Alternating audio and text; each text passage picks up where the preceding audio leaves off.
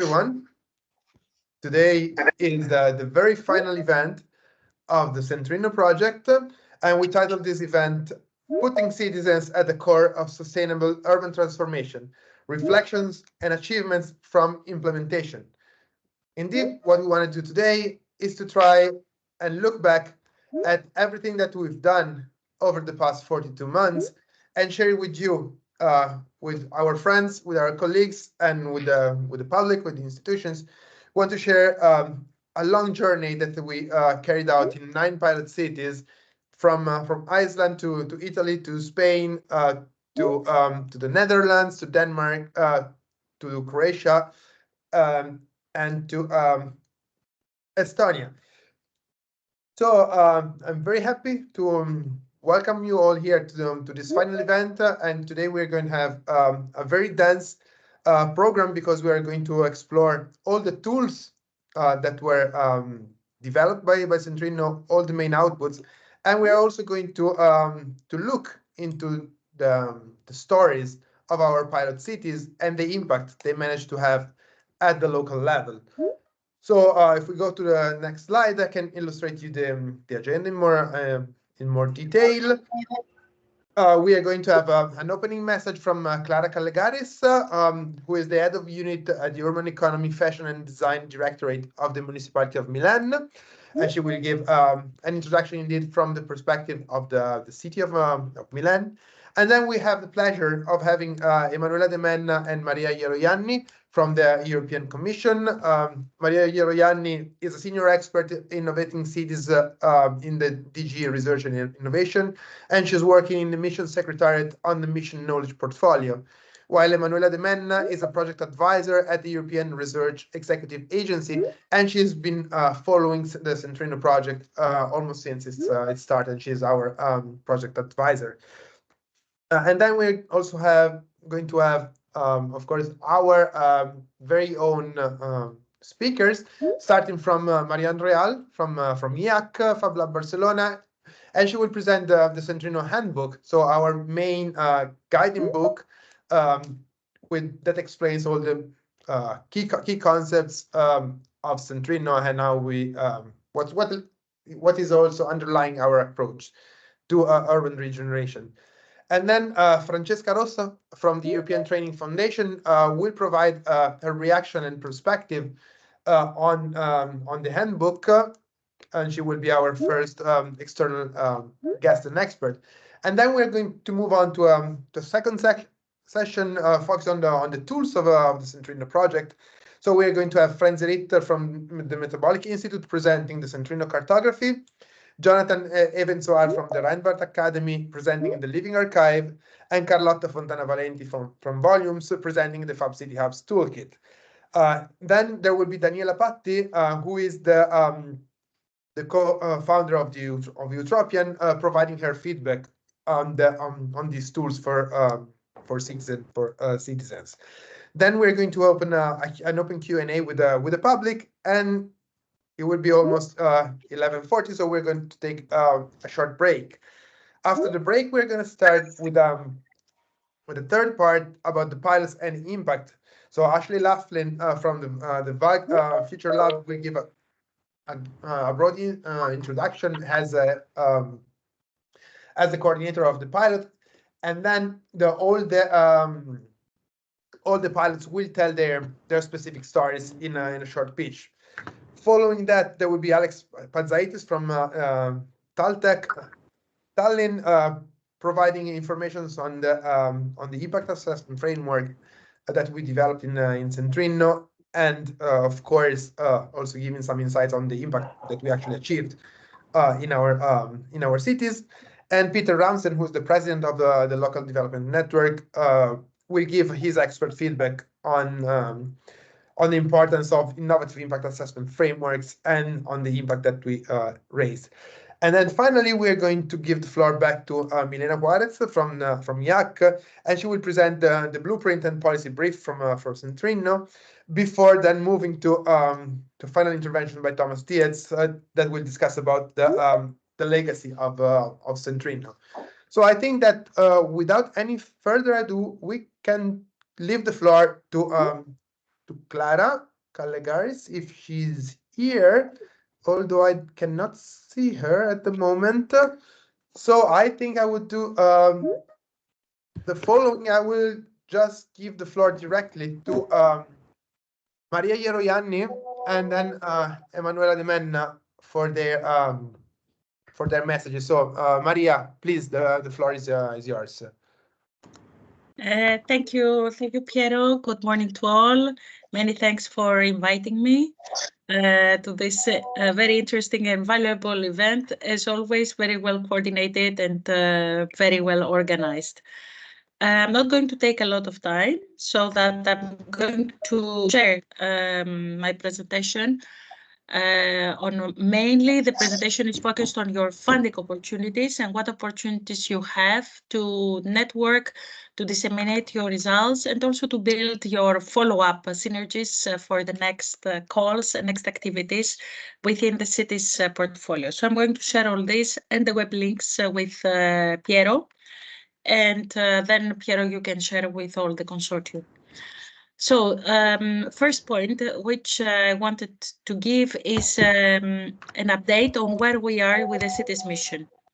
You know that the city's mission, we have 100 selected European cities, plus 12 cities coming from associated member states, and this with the target to become climate neutral by 2030. So cities started from these 100 European cities. They have started to work on their climate city contracts, which is a commitment by their mayor or a legal representative to achieve climate neutrality. So they are preparing and they submitted to the commission. They submitted their climate city contract, which consists of a commitment plan, an investment plan, action plan. So first of all, the eligibility is checked. There is a body of, let's say, of evaluators who are checking the submitted contracts. Between them, there is, first of all, the mission board, which is all the commission services representatives.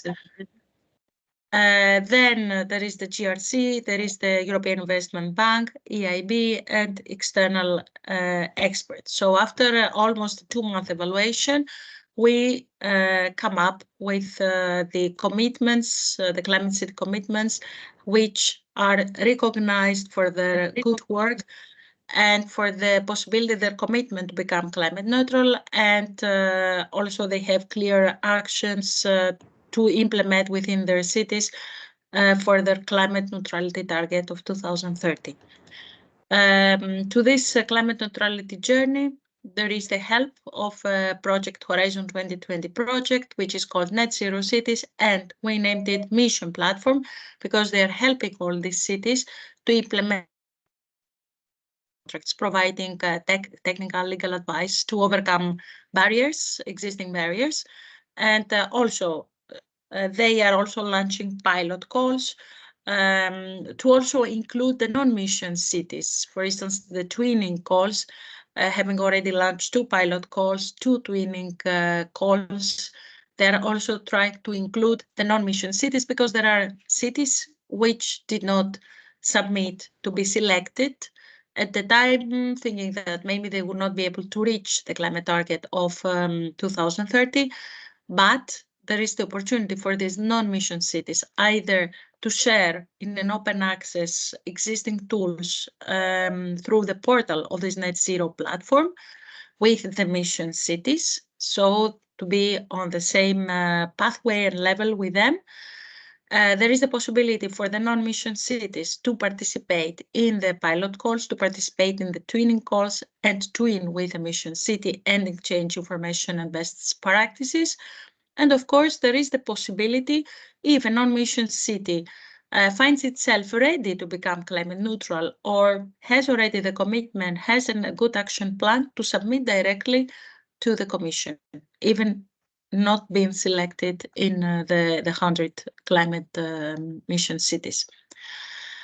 So this is the first possibility, the first opportunity. So from the city's mission, and there are a lot of mission cities, as we call them, in CENTRINNO, in your project. So the first 10 cities in October 23, we are awarded. So we have every 6 months this open call for cities to submit their climate contract. From the first call in April 23, we passed all the evaluation phase. We selected and we accepted the commitments, which seemed to be feasible to be done. So in October 23, the first 8 cities were awarded the mission label: Sonderborg from Denmark, Mannheim from Germany, Madrid, Valencia, Valladolid, Victoria-Gasteiz, Saragossa, Klagenfurt from Austria, Cluj-Napoca from Romania, and Stockholm, Sweden. Now, in the second batch, which was just the springtime of just in October 23, we had 23 more climate city contracts which were under review. We are almost done with the review, and we are going to award more label during the Research and Innovation Days. I'm going to send you to share with Piero, or maybe in the chat. I don't know if the chat works. If I can share the registration link for the no. Okay, then I'm going to share everything with you. And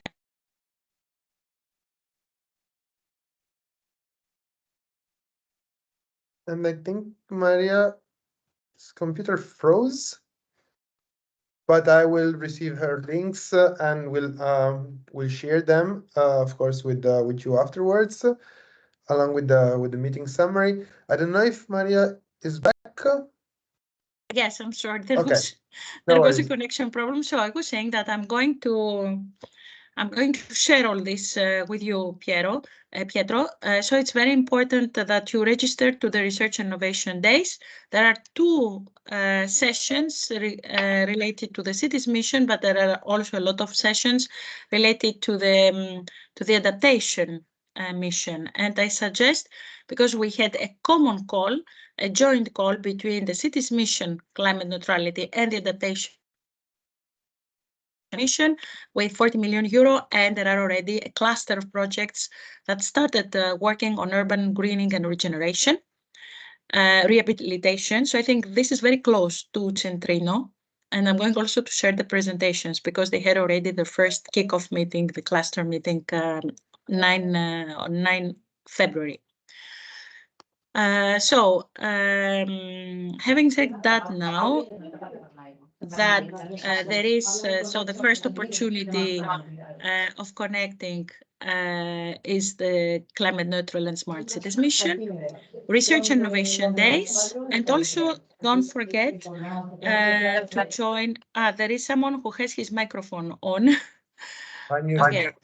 Okay, thank you. So don't forget to join the City Science Initiative event. This is an upcoming event, very, very interesting to strengthen the science dimension of city. Every city is welcome to be part of the, if you want, of the body of science cities, as we call it, with the aim to create in Europe a network of science officers within the municipalities, which for each city would be according to the targets and to the needs of each city. For instance, it could be a resilience officer, or it could be science officer, or energy officer, whatsoever. But so this is a network of chief, let's say, science officers in each city. So this is the target. In order to exchange and to put more science, more focus on the science, connect better universities, cities, and private sector. This is a third space, as we call it, where everyone can join freely. It's a very big network, and they are going after this event to submit in calls that they have found related to cities for better connection of the private and startups to the universities and to the city municipality. This is taking place on 19th of March, Tuesday. It starts at 5 o'clock and it goes until Wednesday afternoon. And then some of them are going also to participate to the Research and Innovation Days on Thursday, where are the 2 main sessions of the cities. Mainly Thursday is a main day, and Wednesday afternoon. So City Science Initiative, I'm going also to share the invitation and the link. And you can also participate as city and you can, or university, and you can also suggest the theme, the topic where you would like to create a chapter within this initiative, City Science Initiative. So my second point is the opportunities to have synergies with, one is ongoing projects, but also to participate in Horizon Europe calls. So this is the standard Horizon Europe calls for mission cities, non-mission cities, so for everyone. You know that the budget is 359.29 million, and we have every year calls.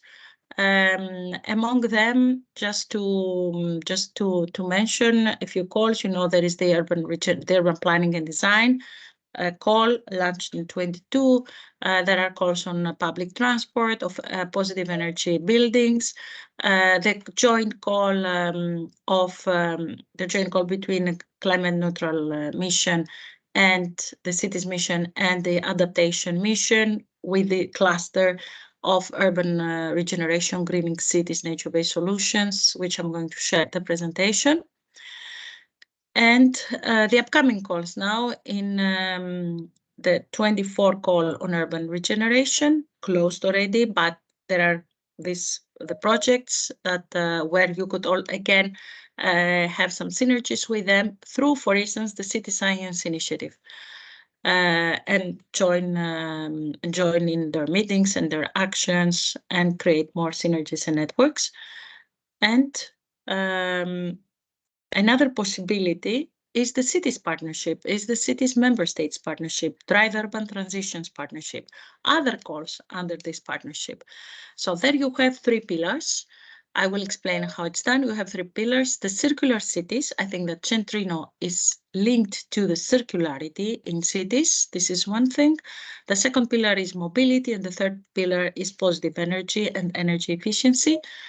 So under DUT, as we call it, Drive Urban Transition Member States Partnership, the 27 member states are in this call, plus two associated member states in this partnership. And every year, the call opens in September. Every year, we have a call. There is a call, which is a co-fund call. So the funding agencies of the member states fund these three topics: circularity, mobility, and energy. Let's say it in three very simple words. And then the Commission is co-funding at 30% on that. So I think this is also good opportunity, Pietro, and I'm going to share also this with you. And then, I'm available for more clarifications, how it's done. And the third entry for funding and for participation is on the global scale. Now, the international dimension of the EU Cities Mission. This is called Urban Transition again, but International Urban Transition Mission. This is under the mission innovation. So that is an open call where already 97 cities joined from all over the world. There are the mission cities, the non-mission cities, EU and international cities. This is a very easy participation with no administrative barriers, where there's not direct funding, but there is, once you become a city of the International Cities Mission, one of these cities, you have access to a lot of webinars. You can suggest topics where you would like to change best practices, and of course, attract funding from national or international or EU funds, biggest city of the international mission. So I hope it was not too long, my presentation. These are the three main points, which I'm going to share, Pietro, with you, with all the relevant web links that you need to be part. Perfect. Okay, Perfectly and in the I'm timing. available for any questions you might have in the future. Yeah, thank you very much, Maria. It's been a pleasure as always over these 3.5 years. It's really sad because this is going to be the last time I'm welcoming you to a CENTRINNO event. Most likely not the last time we're gonna be in the same webinar or event together. But thank you very much for your support. You're perfectly in the timing, and this also gives me the assist to give the floor to Emanuela De Menna, which I'm already thanking, and I cannot thank her enough, but I will do. At some point, it will be enough. And she is, of course, our project advisor at REA, at the European Executive Research Agency. And Emanuela, the floor is then yours. Okay. Thank you very much, Pietro, for giving me the floor, and good morning to all the participants. And I'm very happy to be here with you this morning. It's, as Pietro said, I work as a project advisor in REA, which is the European Research Executive Agency, and which manages part of Horizon 2020 and Horizon Europe programs, which are the EU framework programs for research and innovation. And in my capacity as project advisor, I had the privilege to the task, but also the privilege to follow and monitor the implementation of CENTRINNO. So this is for the ones which are not part of CENTRINNO network. So just for you to know. Indeed, I am excited and thrilled for this final event, which is really a key topic event in the life of a project.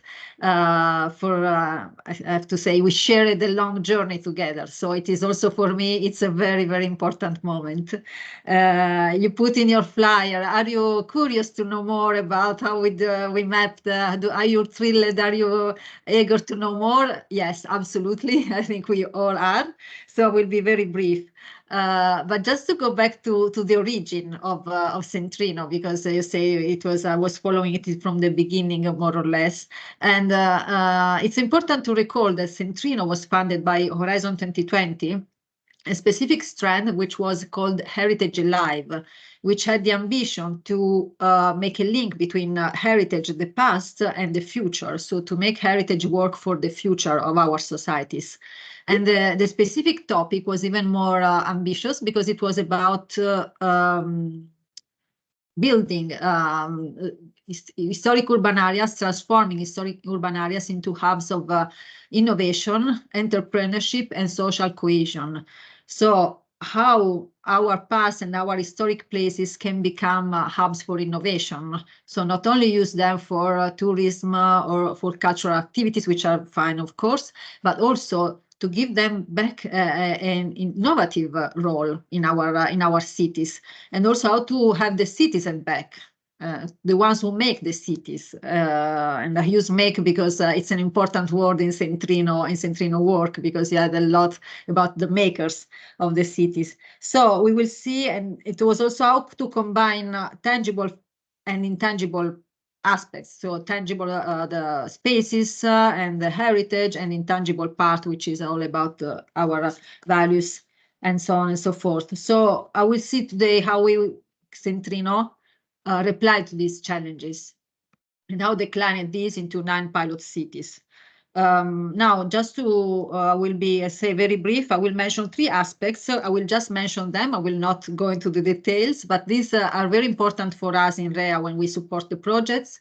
Were very important in the implementation of CENTRINNO, and I would like you to keep in mind also for the discussion. The first is about the community, the creation of a community, because the project had really an impressive capacity to mobilize resources. We see this morning we have SMEs, we have Fab Labs, we have Center for Vocational Trainings, associations, and so on and so forth. So really how you build a community and how you co-create solutions with this community. And this is very much in line with the open innovation approach of the European Union. The second point is really not only how you create a community inside your project, but also across different projects. So how you collaborate and create synergies with, for example, other projects.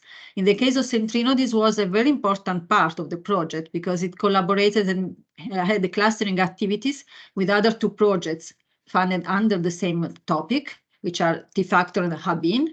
And I invite the ones that are not part of the network to dive also into the results of these 2 projects. And in this way, it could maximize the impact. So the resources mobilized, the citizens engaged are even higher, and the impact created at European level are more important. And we are very keen in REA in supporting these activities. And the third point is about results, so that we are going to see today, but above all, legacy of these results. So results can be used in many ways. Of course, they will be important at the local level for the cities we're working with. They are important not only for these cities, but also for other cities that can really learn from Centrinno. So the aim was also to create a blueprint for urban regeneration. Other cities can follow or can adapt what Centrinno learned into their own journey into urban transformation.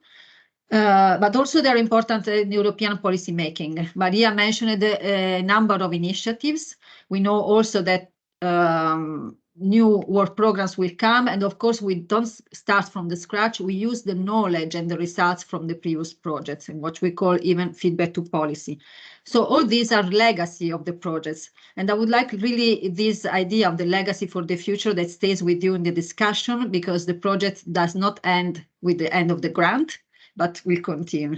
So with this, I close my intervention. I hope then we will have other, I will stay with you all the morning, of course, and then I hope we will have also occasion to exchange at the end, just for the final comments.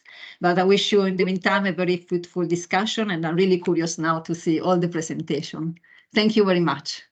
Thank you very much, Emanuela. And your last word about the legacy. I always say this: Centrinno has been a trigger. Has been really a trigger for processes in all the pilot cities. We had 3 years and a half to experiment, to build the communities, to launch these communities, and to enable them to work towards a better future in the long run. So Centrinno may end as a Horizon 2020 project, but it's there to stay, and it's going to be a very important contribution for cities. And this also gives me the way to the lead to give the floor to Clara Callegaris, who is the head of unit at the Urban Economy, Fashion and Design Directorate of the municipality of Milan. Also of course, the former project coordinator for Centrinno. So, Clara, the floor is yours for your welcome message from on behalf of the municipality. And thank you, Pietro. Thank you, Pietro, and thanks a lot to Maria and to Emanuela for this opening. We're very proud of having you as our officers who have been actually following us in all these 3 years and a half with such passion, because it has been really a very good work, the one we have done together and what you have been saying is really actually testifying the big work that we've done together. I'm very glad of opening this final event for Centrinno together with all the partners, international partners that are with us. And as you've said, Emanuela, actually the big achievement that we've been able to realize throughout all these 3 years and a half of hard work done all together has been able because of the particularity of these European projects such as Horizon, which are giving us the possibility of a big private-public partnership. I mean, we are representing as coordinators the municipality of Milan, but obviously of all the consortium. And for us is a really big chance of being able to work together with research companies of high level as the ones which were involved in our Centrinno consortium, with Fab Labs, with the private entities, with associations, because this is able to provide the achievements which are needed also to the public to be able to reach high levels, of results and to put to ground new public policies, which cities as the ones that are involved in the project as Milano are needed, because we are facing more and more challenges, mainly on sustainability and environment.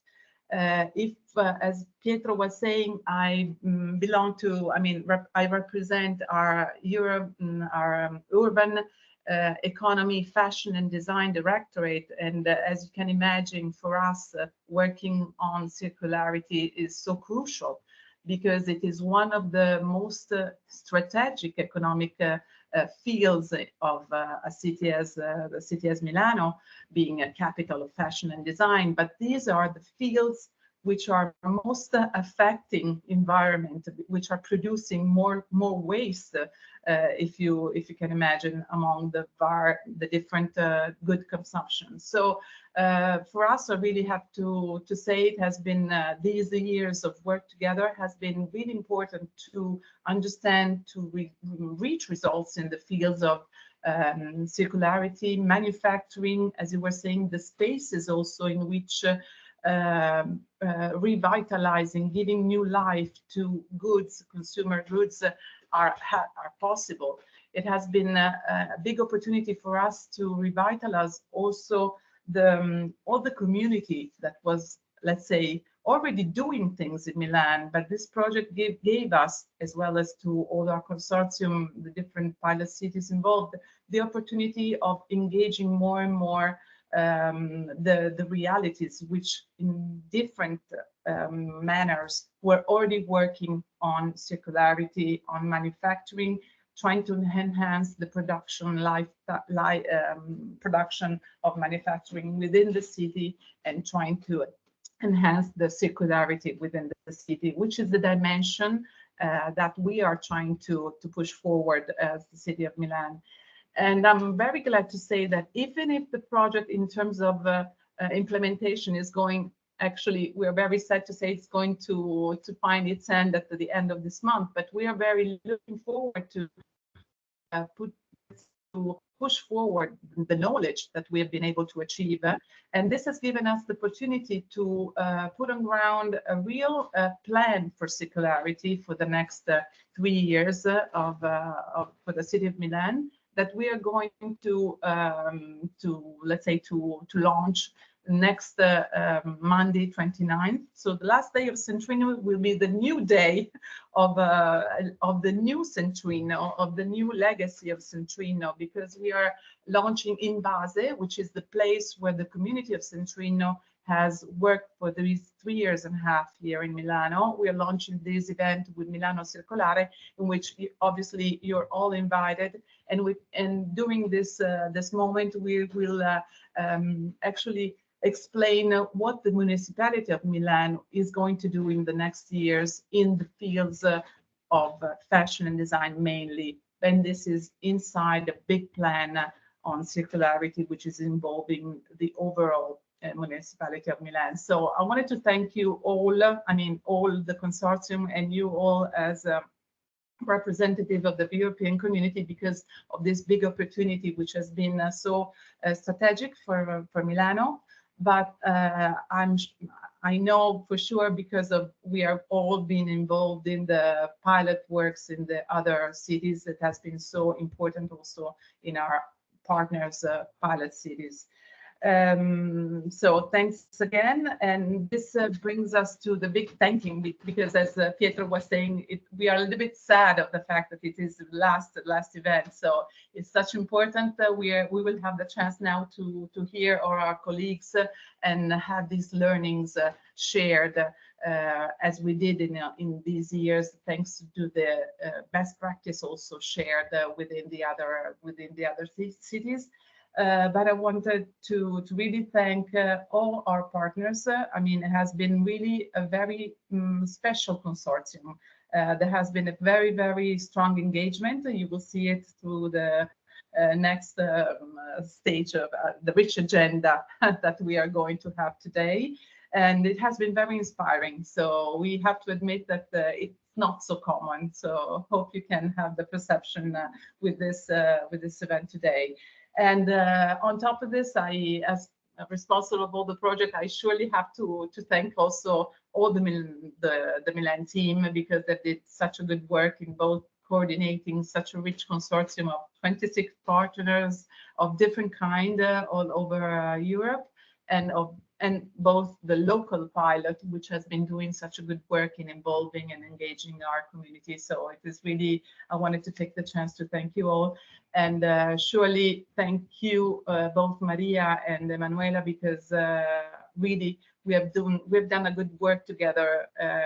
We've seen your passion in following us and helping us, giving new opportunities. Maria was still today showing us all the actually new opportunities that we are going to we can apply to in order to do step overs as consortium, as different entities that have been working in the project. So also this is not so common. So really thank you a lot for that. And I'm happy to be in time, perfectly in time, I would say. I wanted to really give the stage also to the rich agenda that we're going to have afterwards, to our partners, to the special guests that have been invited today, so that they can share with us new knowledge on these topics of circularity, manufacturing, and community engagement. And so I will be here to listen to all our colleagues and give the floor back to Pietro. Thank you. Perfect. Thank you. Thank you very much, Clara, for your words. And now it's really the time to get into the Centrino project and to hear what's happened. So we can start already with the first of our outputs, that is the Centrino handbook. And it is my pleasure to now give the floor to Marion Real from IAC in Barcelona. Marion is a systemic design researcher, and she's exploring co-creation processes in the territorial transformations towards circular economies and cosmopolitan localism. At Fab Lab Barcelona, she works at the crossroad of productive cities, material and textile research areas, and various projects touching circular design and active learning. In Centrino, she's contributing in creating the conceptual connections between action, research, and platform development, supporting IAC in scientific coordination and the development of the handbook, which is indeed what she's going to present now. So, Marion, please, the floor is yours. Thanks, Pietro, and thanks for the introduction. I'm super happy today to share this collective work that has been done through this past year. It was really a nice adventure. So I will try to be brief to present all the approach of Centrino and what we have been doing for the Centrino handbook. So I just check if it's working. Yeah, that's it. Okay, I come back. If it's possible. Yeah. So just to situate a bit the book and what we have been doing. So as we were saying, what we want in Centrino is to talk about urban regeneration, but we decided with the handbook to focus really on the small scale and to talk about neighborhoods. We call the book Regenerative Neighborhood in the Making. As been said, the making part is really important. The targets that we have been thinking about and work with is the policy agent, urban planner, designer, and citizen, what we call the territorial change maker. And beyond the topic of neighborhood regeneration, what we want is to think about how to develop local intervention to transform old industrial sites into locally productive hubs. And during the project, we have been thinking a lot about emerging practice of collective production in urban space, from the hyper-local to the regional and the international space. So just to be super quick on the framework.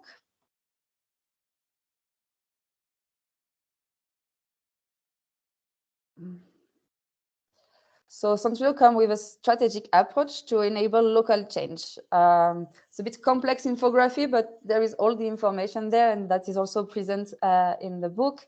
So Centrino come with the importance of 5 key concepts that are look at strategy for bringing local changes.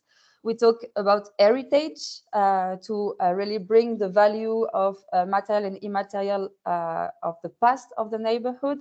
We talk about circular economy to look at the flow, the material flow of that run into the city.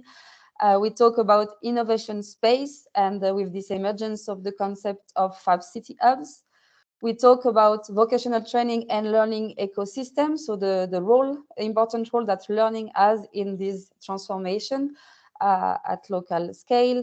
and we talk about social inclusion, to think about how we can co-create together with stakeholders by looking at social inequality and also some real issue like gentrification or disengagement, identity loss in the cities.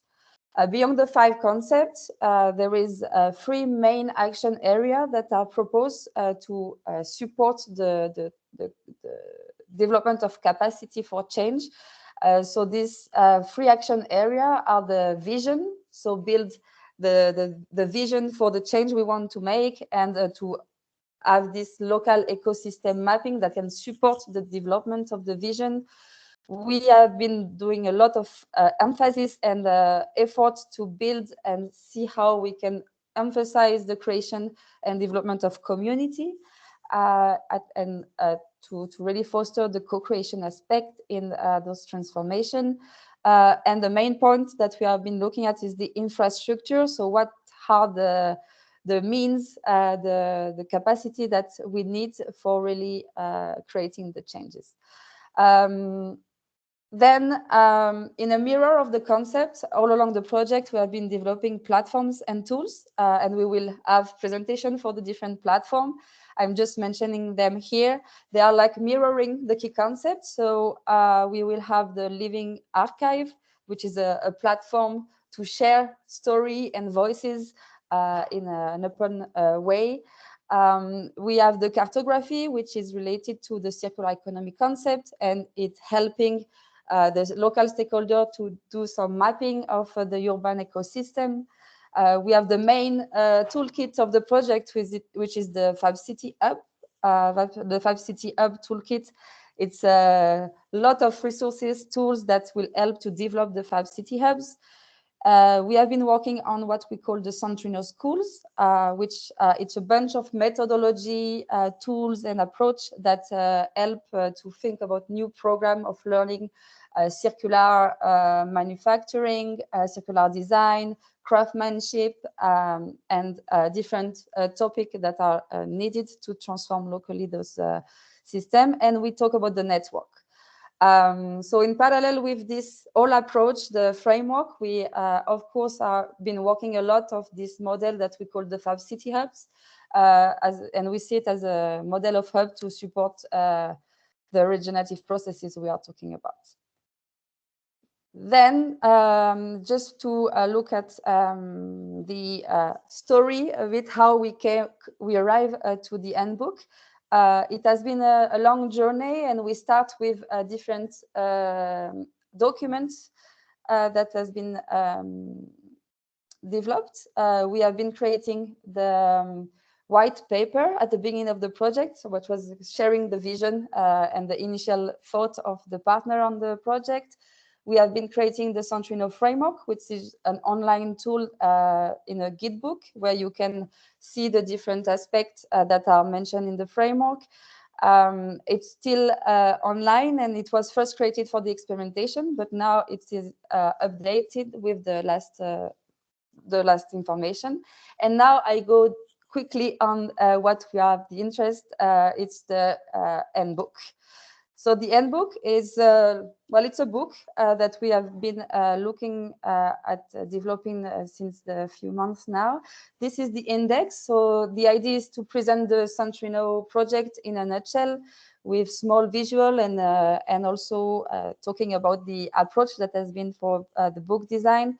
And then we navigate through 5 chapters that correspond to the different concepts, and that was written by each of the what we call the concept owner, the people who work and lead the research on each topic and each concept. So the first chapter is about mapping and connecting circular urban ecosystem. The second chapter is about history and the making of heritage. The chapter 3 is about Fab City Hubs as innovation space for neighborhood regeneration.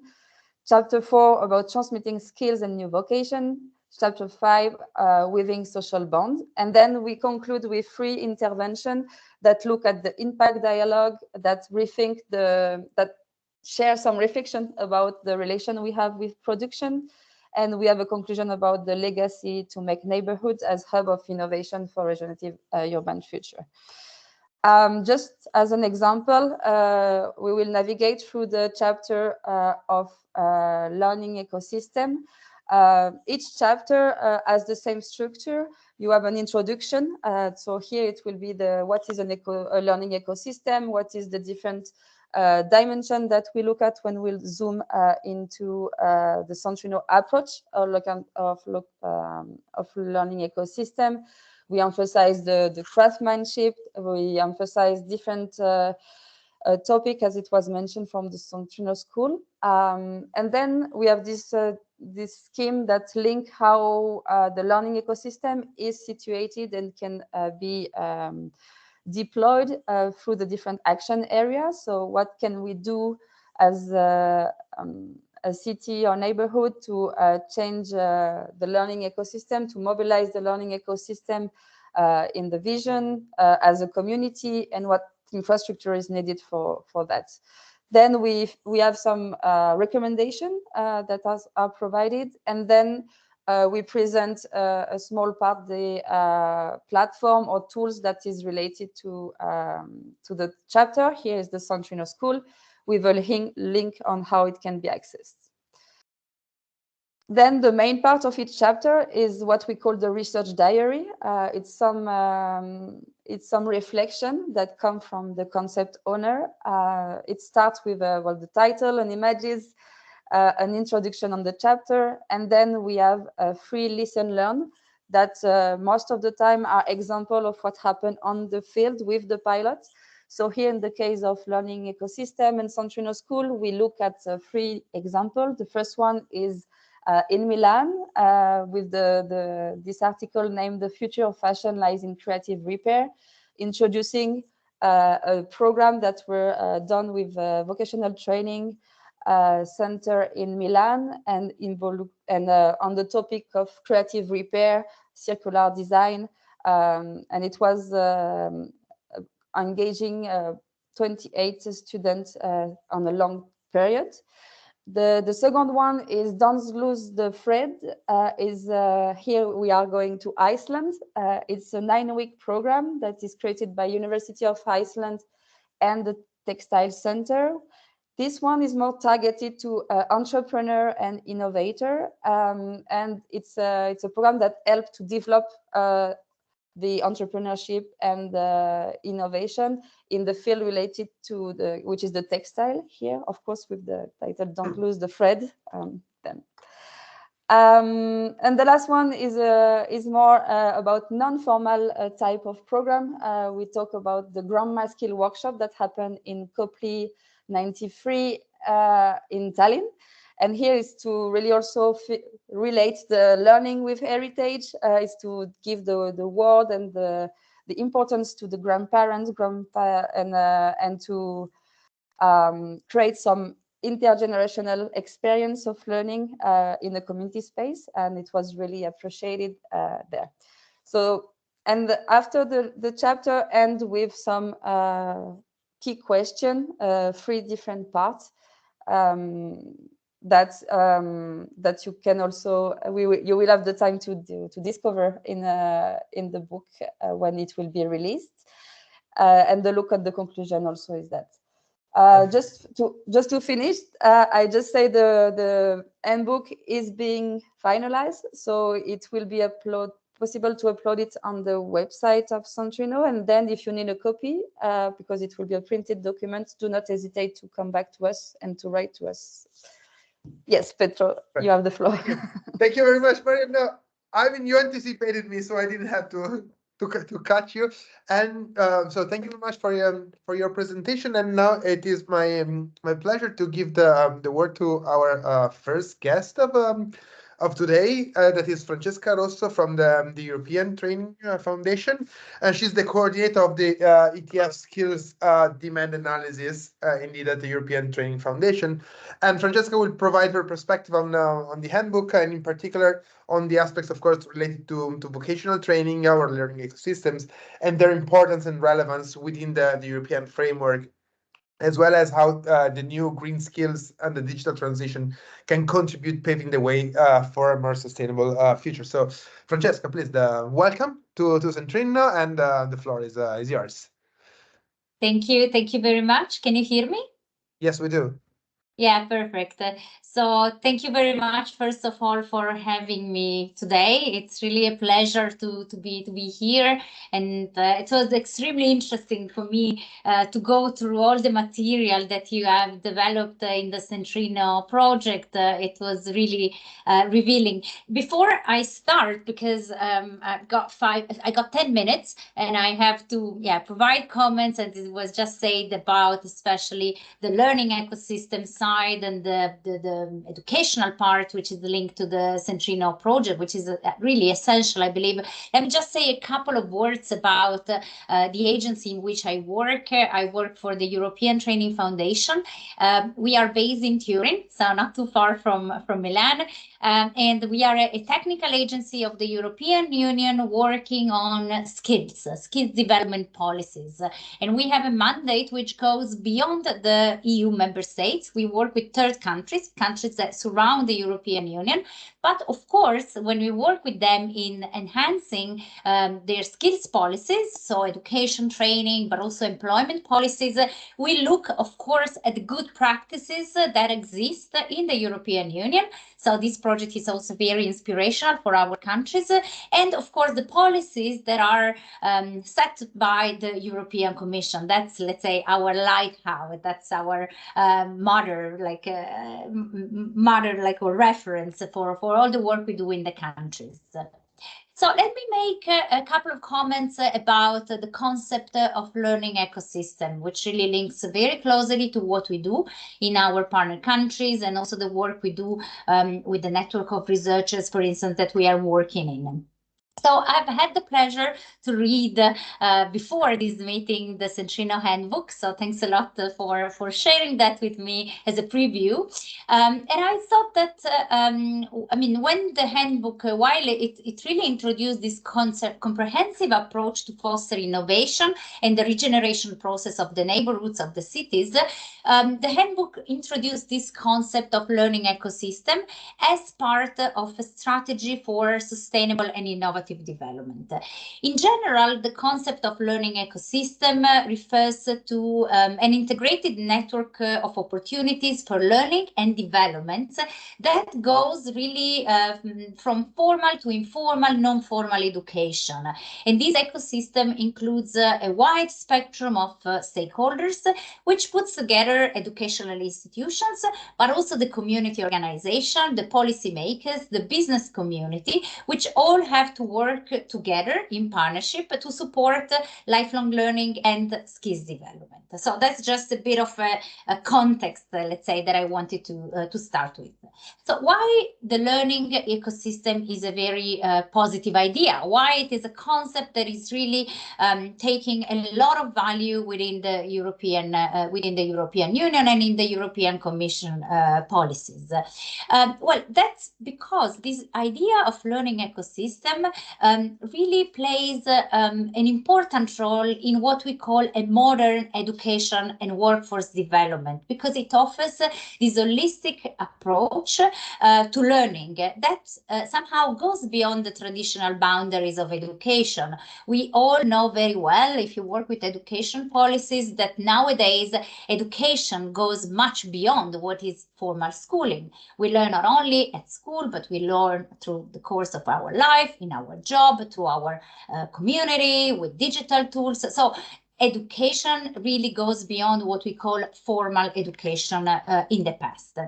And these ecosystems are really characterized by dynamic and interconnected networks of learners, educators, institutions, and resources that all look at really fostering this continuous learning and adaptation to what changes constantly in our life or in our working life.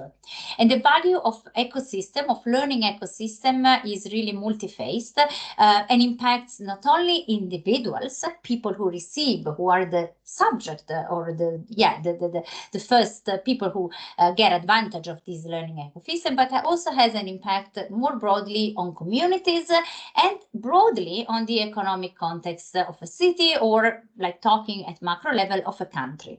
Let me just recap some really specific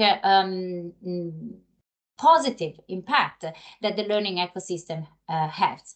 First of all, it enhances social inclusion. It was mentioned before. It really provides diverse and accessible learning opportunity, bridging this gap and fostering social cohesion within the community. Then, of course, it has a huge impact on sustainable development. It can really have an important role in supporting this sustainable development. A speaker before me mentioned really many elements which are linked to energy efficiency, circularity, mobility. So that's really a very important point.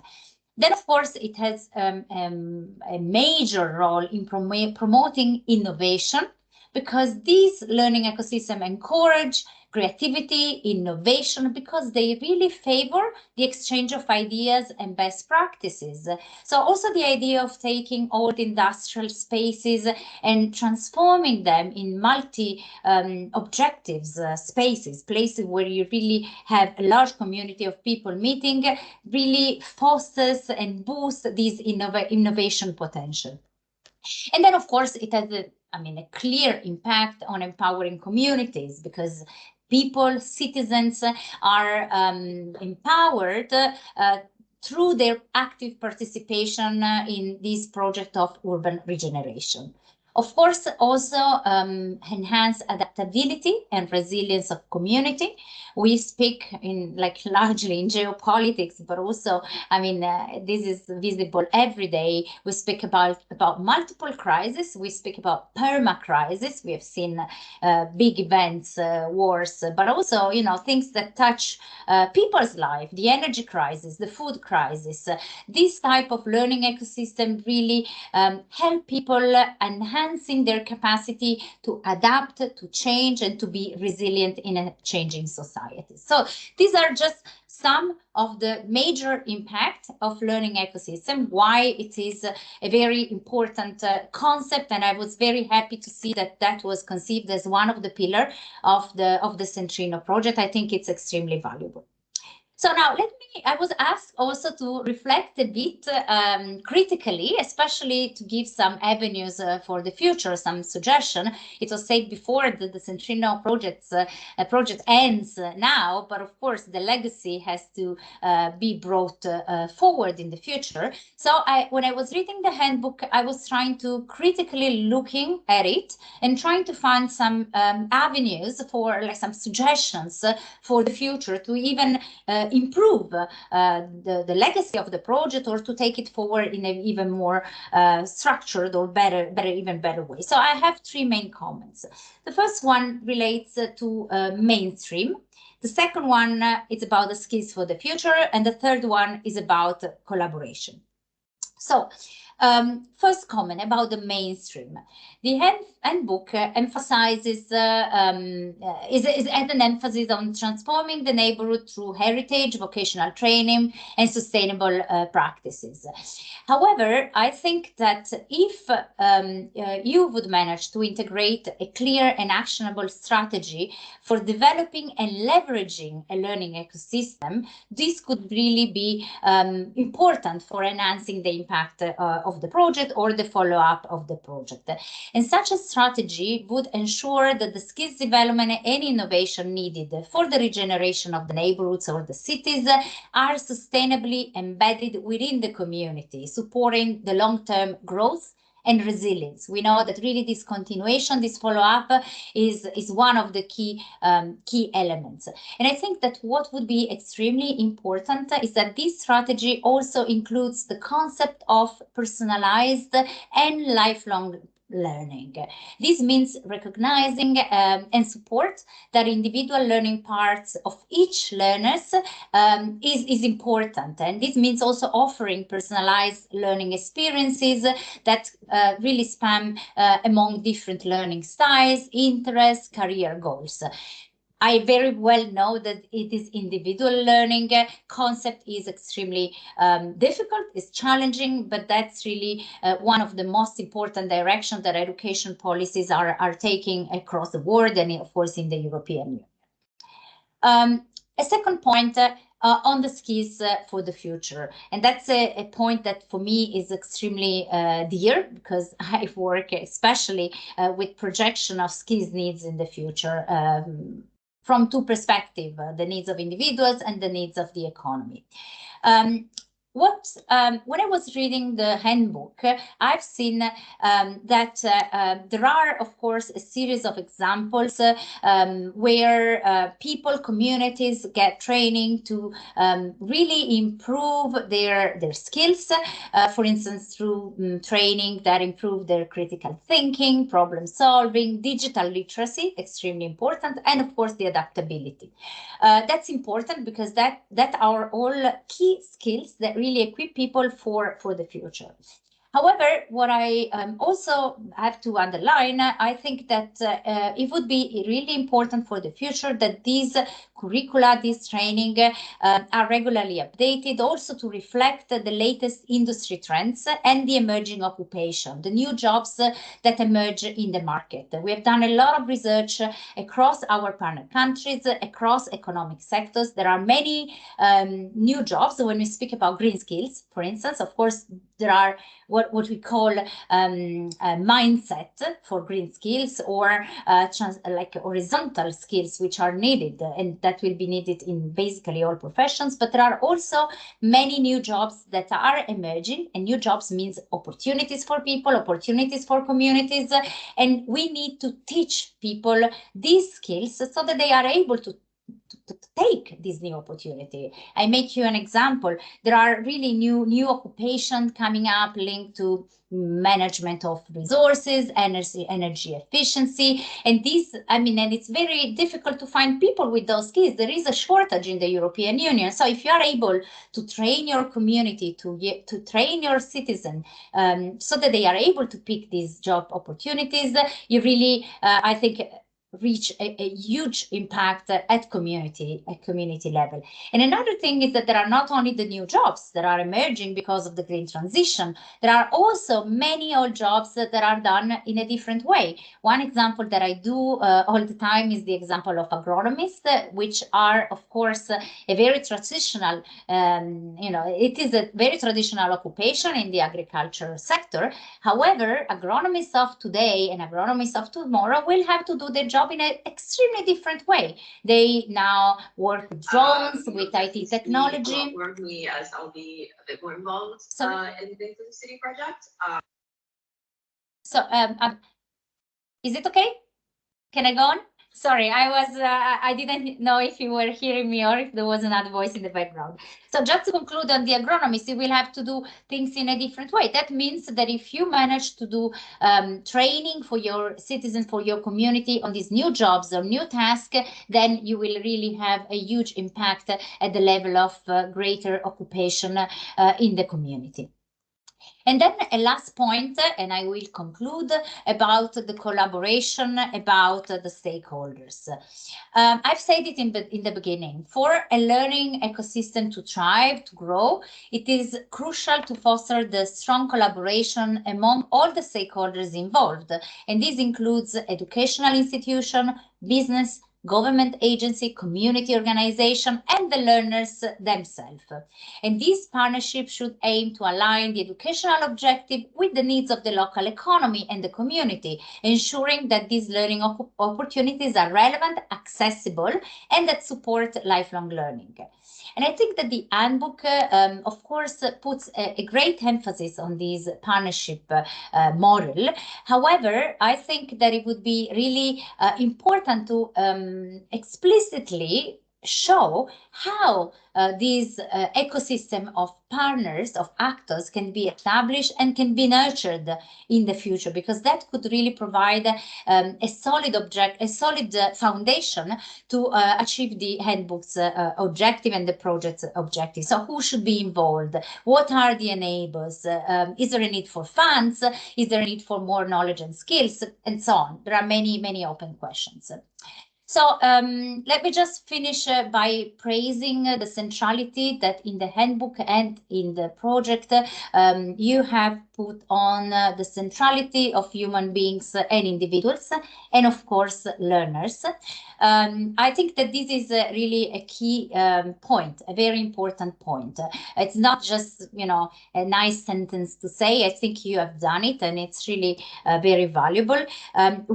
We are talking a lot in the last years or months about artificial intelligence, automation, what the future of work will look like. Will AI take our job, and so on?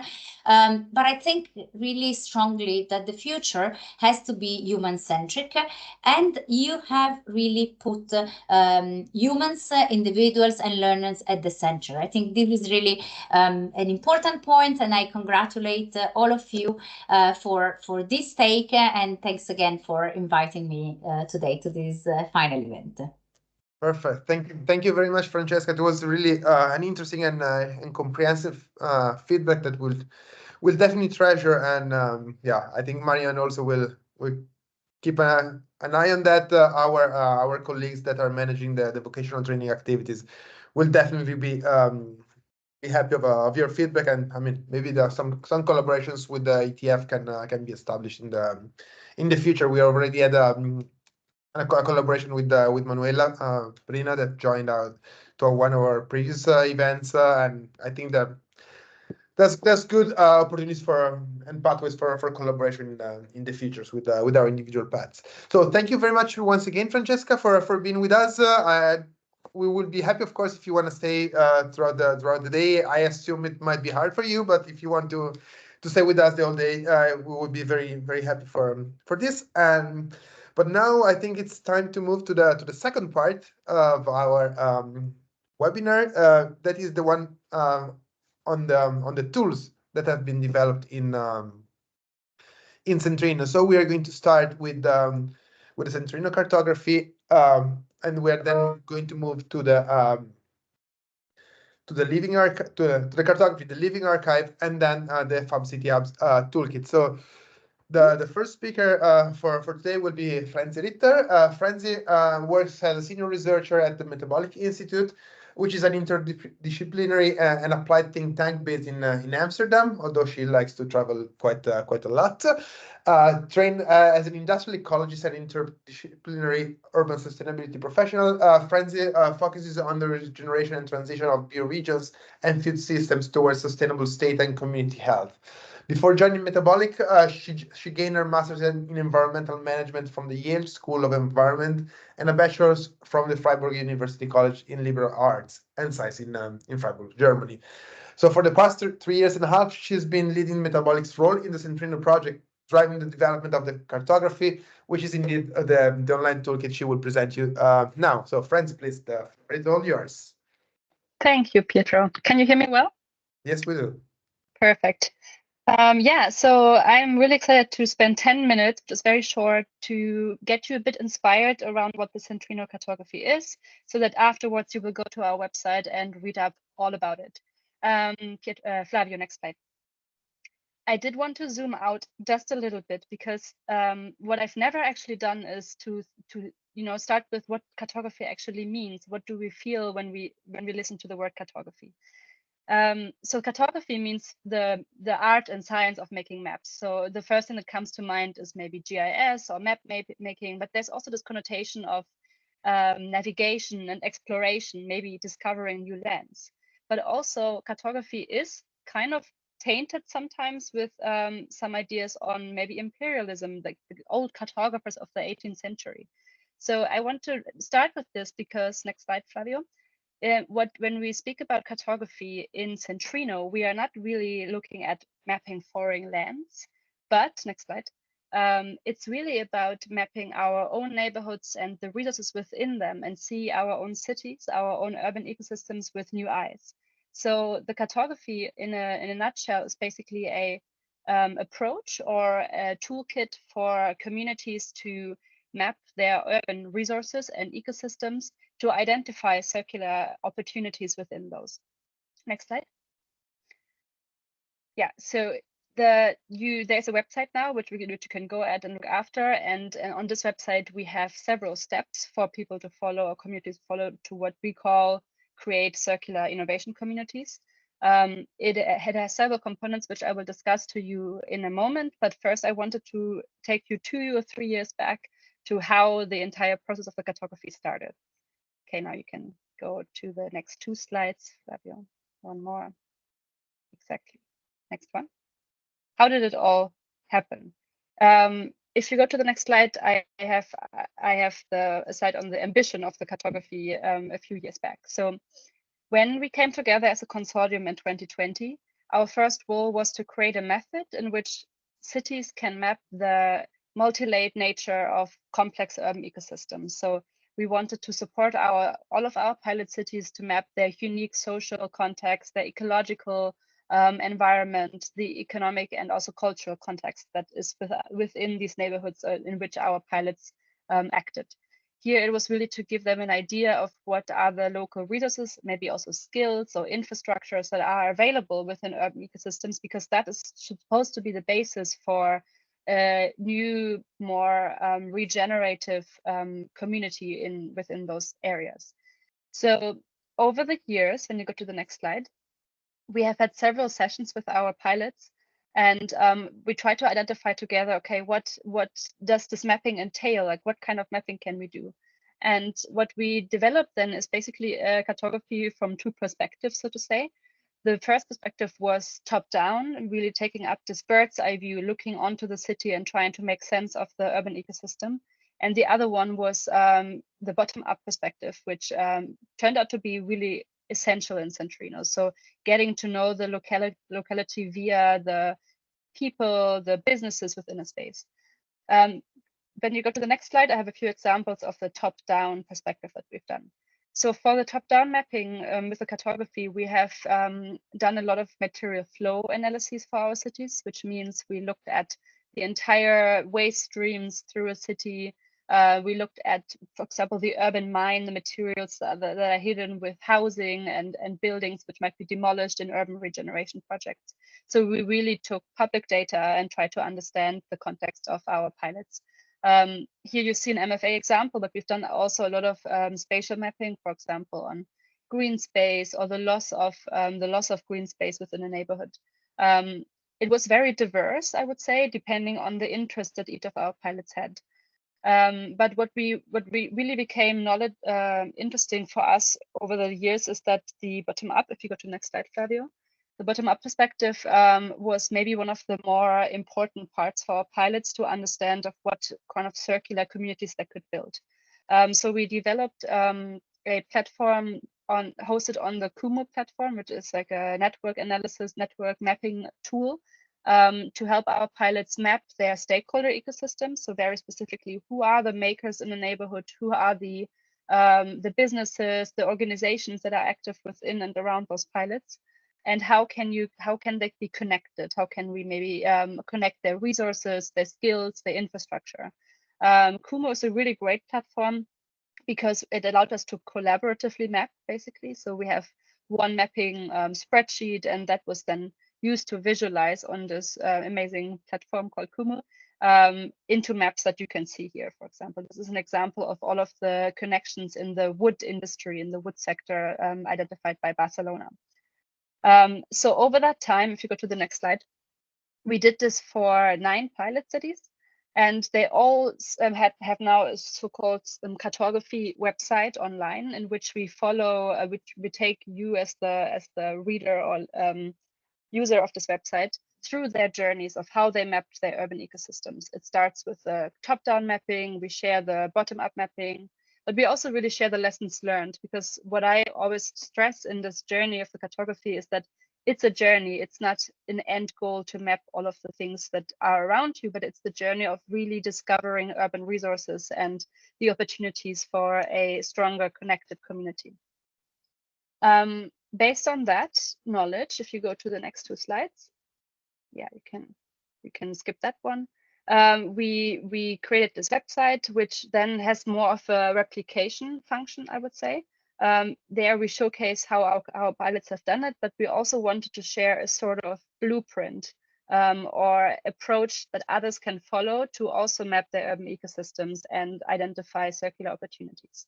Next slide. What is important to mention here is that it's more like a compass and not a map. So we're not giving extremely detailed instructions on how we can map urban ecosystems, because it really depends so much on the local situation of what is prioritized within a city.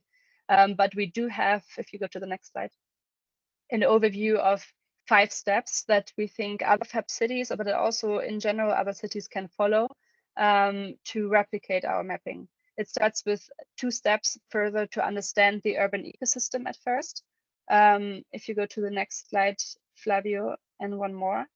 We made these workshop tools basically that are hosted on Miro, which everyone can use now. And here, maybe one of the things that I wanted to mention is we have done a lot of spatial GIS mapping, which takes a lot of expertise for people to replicate. So we wanted to come up with a replication approach which allows every organization to become a urban context detective, as I call it.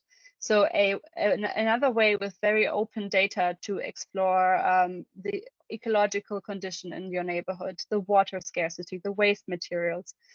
So on this workshop board, it's really like a canvas where you can dive in and keep track of this process, this discovery process of your urban ecosystem. To the next slide. In the next step, what we wanted people to replicate or be able to replicate is mapping stakeholders, or map the actors of a circular innovation community. So we've made a blueprint out of our Kumu mapping platform, which everyone can download. You can see an example on the next slide. Basically, it's there are 2 parts to this. There's a spreadsheet that everyone can use to fill out the stakeholders within the ecosystem, and that links directly to this Kumu blueprint here, which is a JSON file. You can upload it onto a free account on Kumu, and then it makes an automatic map out of your spreadsheet. So these stakeholder maps have been extremely important for our pilots because they allowed them to visualize really who's there, and it just helped them to either manage their own stakeholder network better, to share externally about who's there, who are the actors within my neighborhood. And lastly, if you go to the next slide, yes, we wanted to also share a few survey templates. So basically, how can you interact with your stakeholders to identify their resources? And for the last step, I think that's the most important one. Next step, and one more. Sorry. We had the last step in the cartography is about finding opportunities. So once you've mapped your entire ecosystem of stakeholders, the question was, how do we identify circular synergies between those, right? What are the opportunities for sharing resources or sharing skills? And this is something that isn't that easily to replicate, because we have done this supporting our pilots quite a lot, but we have tried our best to make a workshop out of this, in which FAB city communities, but also other communities, can come together and look at all of the resources and knowledge they've gathered through the mapping approach, and then identify opportunities for exchange and symbiosis, basically. So this is also available online, and we have a lot to read if you're interested to also do this in a sort of fashion, whoever different contexts. So the last slide that I have is on what do we, you can go to this one. Yes, what do we do with the cartography in the future, right? So who is it for, and how can we tell the story that others can adopt it?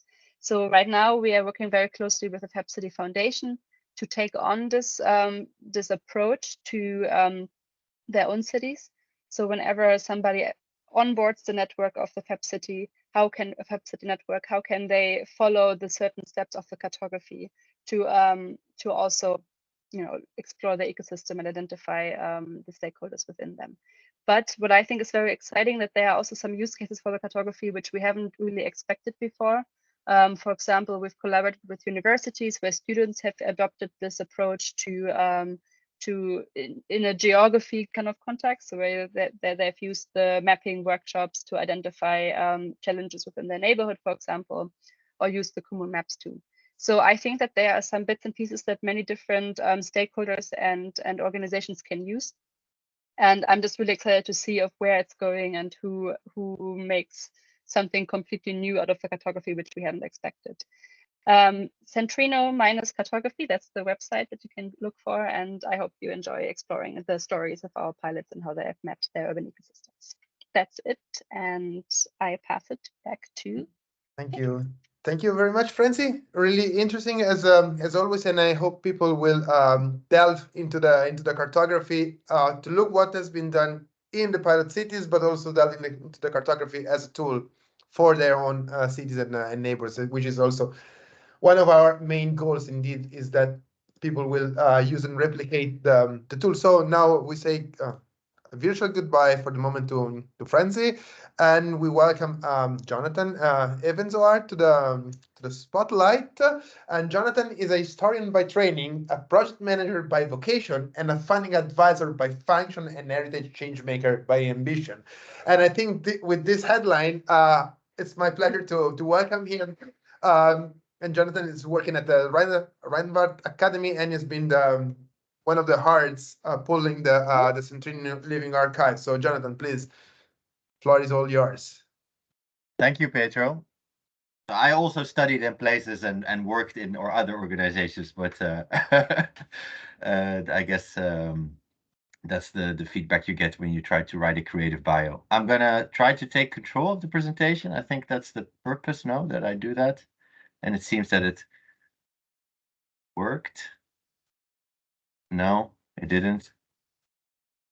Oh, it did. Okay. Nice to meet you all. 82 people, of which I know maybe 20.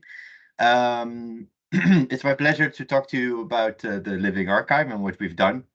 I'm going to be speaking, but Hester Dibbets is also on the call, who was the main initiator of our role in CENTRINNO and has overseen the whole development. And then you also see in the picture Harry Reddick, who has been a very important part of our team, and Danielle Kuijten on the right, who has been working with us as well, providing training. So that's us. I want to share with you briefly our approach to heritage, something about the results, which we have seen by this work, which is an increased awareness of what this potential might be, that I'll be talking about in a second. The actual Living Archive resource, that I'll show you quickly what it is, and we won't have time for a quick demo, but I invite you to do that on your own. Basically, I hope that you feel free, and we have a Q&A to also share your questions or feedback or ideas for further reuse and some notes on the road ahead. So the premise, it was said by the representative from the executive agency as well, that we have been working for 3.5 years to try to answer a call of the European Commission to see how we might go about the potential that there is in former industrial spaces. Apologies. So there's a premise that heritage is a catalyst, but one of the first things we did in CENTRINNO was to open a much wider conversation, I think, what is meant by that. Kind of like what Francie just did with us with the cartography. What do we mean by it? And the approach that we've tried to bring in, reflect upon, and constantly bug people with is that heritage is not a static thing. It's a notion, it's a label that people are applying constantly to stuff, to things, to ideas, to whatever from the past. So it can be anything. Let that sink in for a second. So really anything. I'm holding a pen now. Maybe that's heritage if I think this is a crucial, life-changing meeting. It's contextual. So it's somehow happening in a time or a place with actors. It can be tangible or intangible. This pen is tangible, but maybe the color blue is not so tangible. Heritage is temporary, so it's coming from an interaction. This pen might only get significance because I'm interacting with a whole bunch of new people that I'm able to finally share what we've been doing in this project. But maybe after 10 years, everybody forgot about it. It's experienced, it's embodied, it's also something emotional. I'm actually touching this pencil now and feeling something with this, already starting to label it as something. But it's also contested because you might think this guy is annoying. This is just a pencil. He should not care about it. It's trash. It's obviously trash. So this word of heritage, well, one thing also to mention, we're doing this project and we're doing this call in English. I'm not sure if there are native speakers here actually, but we have all somehow adopted English as our lingua franca. But if we would do this in French or Spanish or any other language, heritage would not be the word. It will be another word that might bring in something else or other values. And then in a way, what we're trying to say constantly is that because it's not a given, because it's a label, because it's a process, the way in which it is made requires us to be critical about how it is made. So that has been the sort of general approach that we took into this challenge of identifying how can heritage be or work or serve as a potential catalyst for this transition that we are in. And to bring it down to earth, one thing, as an example, is a cigarette filter that was found in an area in Copenhagen during a consortium meeting by a member of the CENTRINNO team and placed next to a cycle bell. Why am I sharing this? Because we also wanted to show everybody in this project that small things matter. So big is beautiful, but small might be even nicer. And I'll go back to this in a second about the one sentence summary, what this means and why it's here. Our approach, as I just told you, in terms of conceptual, was giving, was let's say, put into practice in a number of different activities, including local collection, local research of stories, interviews. It took us some time to realize, but I think in the end, we managed to work together with the 9 pilots as co-curators, because we are not in the neighborhood and they are, and what do we together think is worth labeling as heritage or taking with us as heritage. Pilots have organized exhibitions, they've conducted field work, and one important contribution that we've been able to make to this project is the further implementation and development of emotion networking, which is a method that you can find out more about on your own. But I just want to hint to the picture on the right here, where you can see that the Paris pilot has been spent, I guess, at least 90 minutes together exploring the feelings and the notions that they have related to mushrooms. I'm going to leave that hanging there. You can think what you want about it. The mechanism of this work, of course, was not just let's go out and collect and write stories, but we tried to apply a sort of easy structure whereby we would take this local content and sort of bring it together in a way that it is networked, so that it's not city by city some stories, and also to try to weave a red thread to each story by bringing in a solid structure. So the stories that are collected by pilots at the local level that they identify as relevant and exciting for their future, we try to put them in a frame called the one sentence summary. All those stories that we collected come together in what is called the living archive. And I'm not going to go into this mechanical picture, but I wanted to just give you some touch points or some ideas on how this living archive idea was brought into place with 9 localities. So first we have to understand that these FAB50 hubs, they are somewhere, and somewhere has existing heritage dynamics. So we always talk about this. Is heritage a tool for a UFO to land somewhere? Well, perhaps. FAB50 hubs, they are there and they want to stay there. So that means they, together with their communities, they have a sort of heritage curatorship. A responsibility comes with curatorship. And in order to sort of take whatever you feel is important as traits from the past to the future, we established a way for FAB50 hubs to explore this relationality that they have to the past, so it's never finished.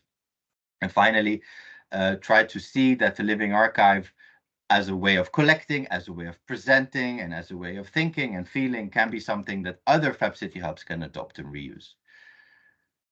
And so we gave birth together to a thing called the Living Archive, where these local heritage engagements that pilots have done included fieldwork, emotion networking, desk research, and oral history, and together collected around 200 stories, all very different, but all very applied with the same logic of a one-sentence summary, first at the local level, and then at the European level online in a collection.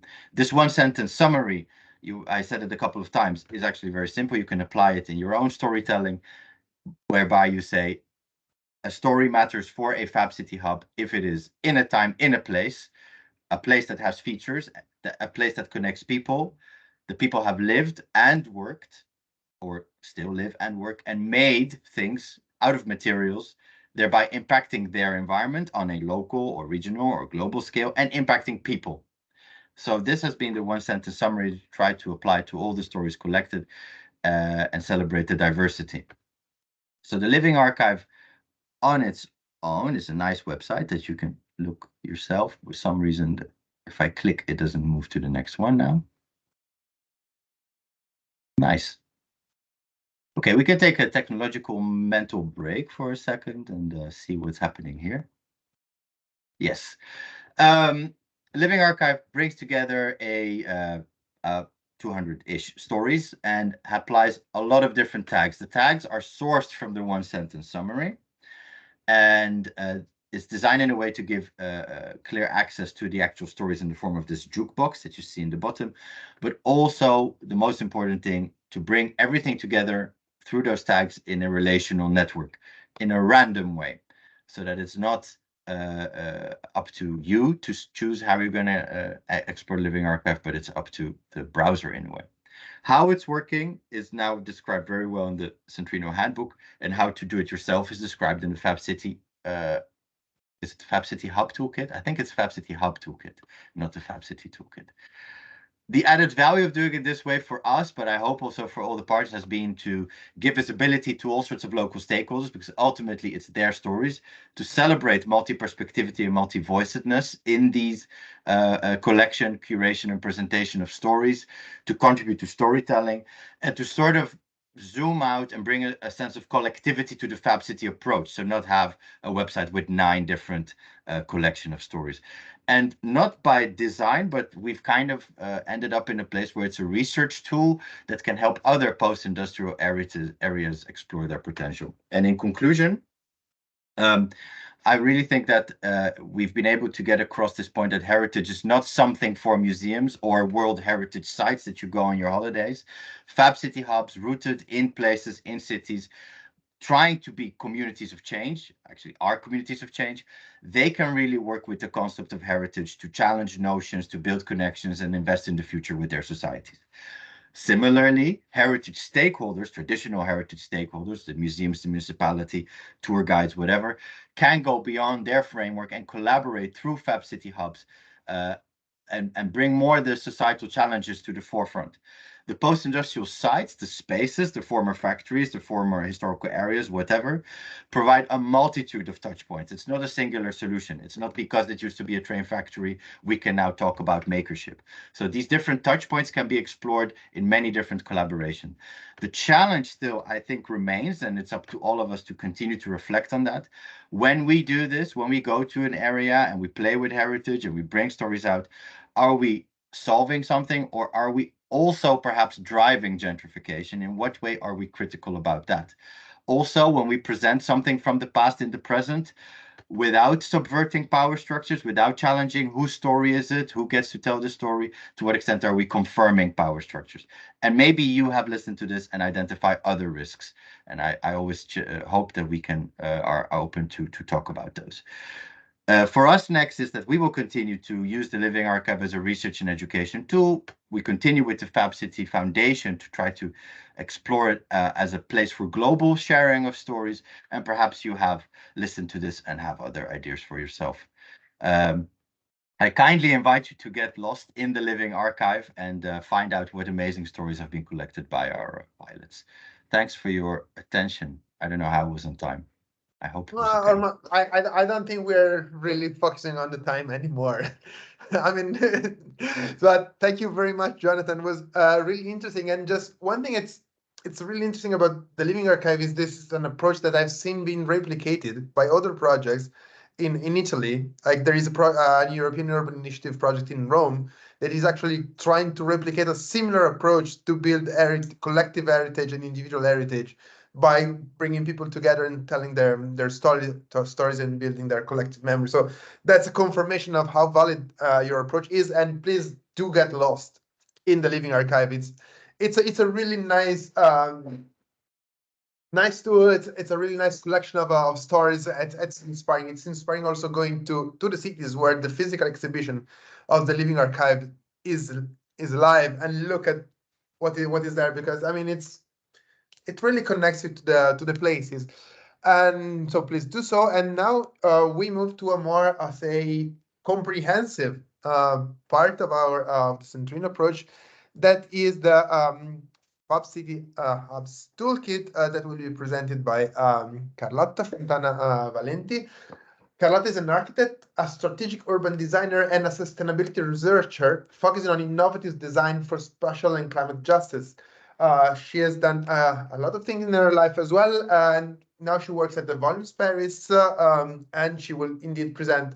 She curated the Fab City Hub Toolkit, and she will now present it. So, Carlotta, floor is yours. Yes, thanks Pietro. Hello everybody, and thanks Flavio for the collaboration. I'm very much into collaboration, so this presentation will be done with the help of Flavio that will skip the slide. You will hear a lot, go, go, go, and this is my way. So yes, I'm gonna present the Fab City Hubs Toolkit. You have heard a lot this word, Fab City Hubs. Some forgot to mention the word city, some other hubs.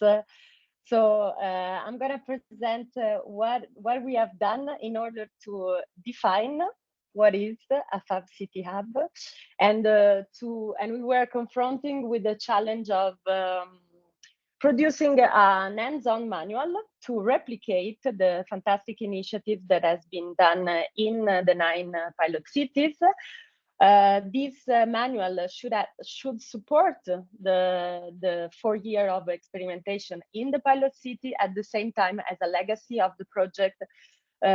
Is also a manual for other organizations replicate the process we have done. So, and it deals with the complexity that Emanuela De Mena was mentioning at the beginning.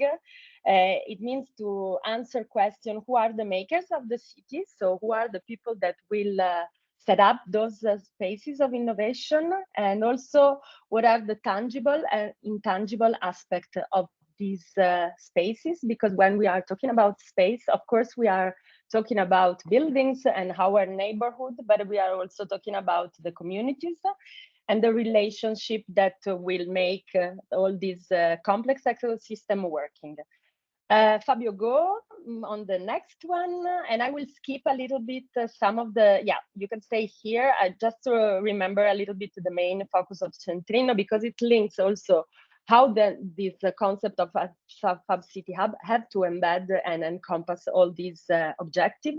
So the mission of Centrinno is rethinking the way cities govern materials, how to foster social innovation through craftsmanship, culture, and heritage. So a focus on material and immaterial stuff that made heritage our value, and how we can shape new socioeconomic and sustainable identities by giving new meanings and new function to our historical heritage sites. Go. Next one.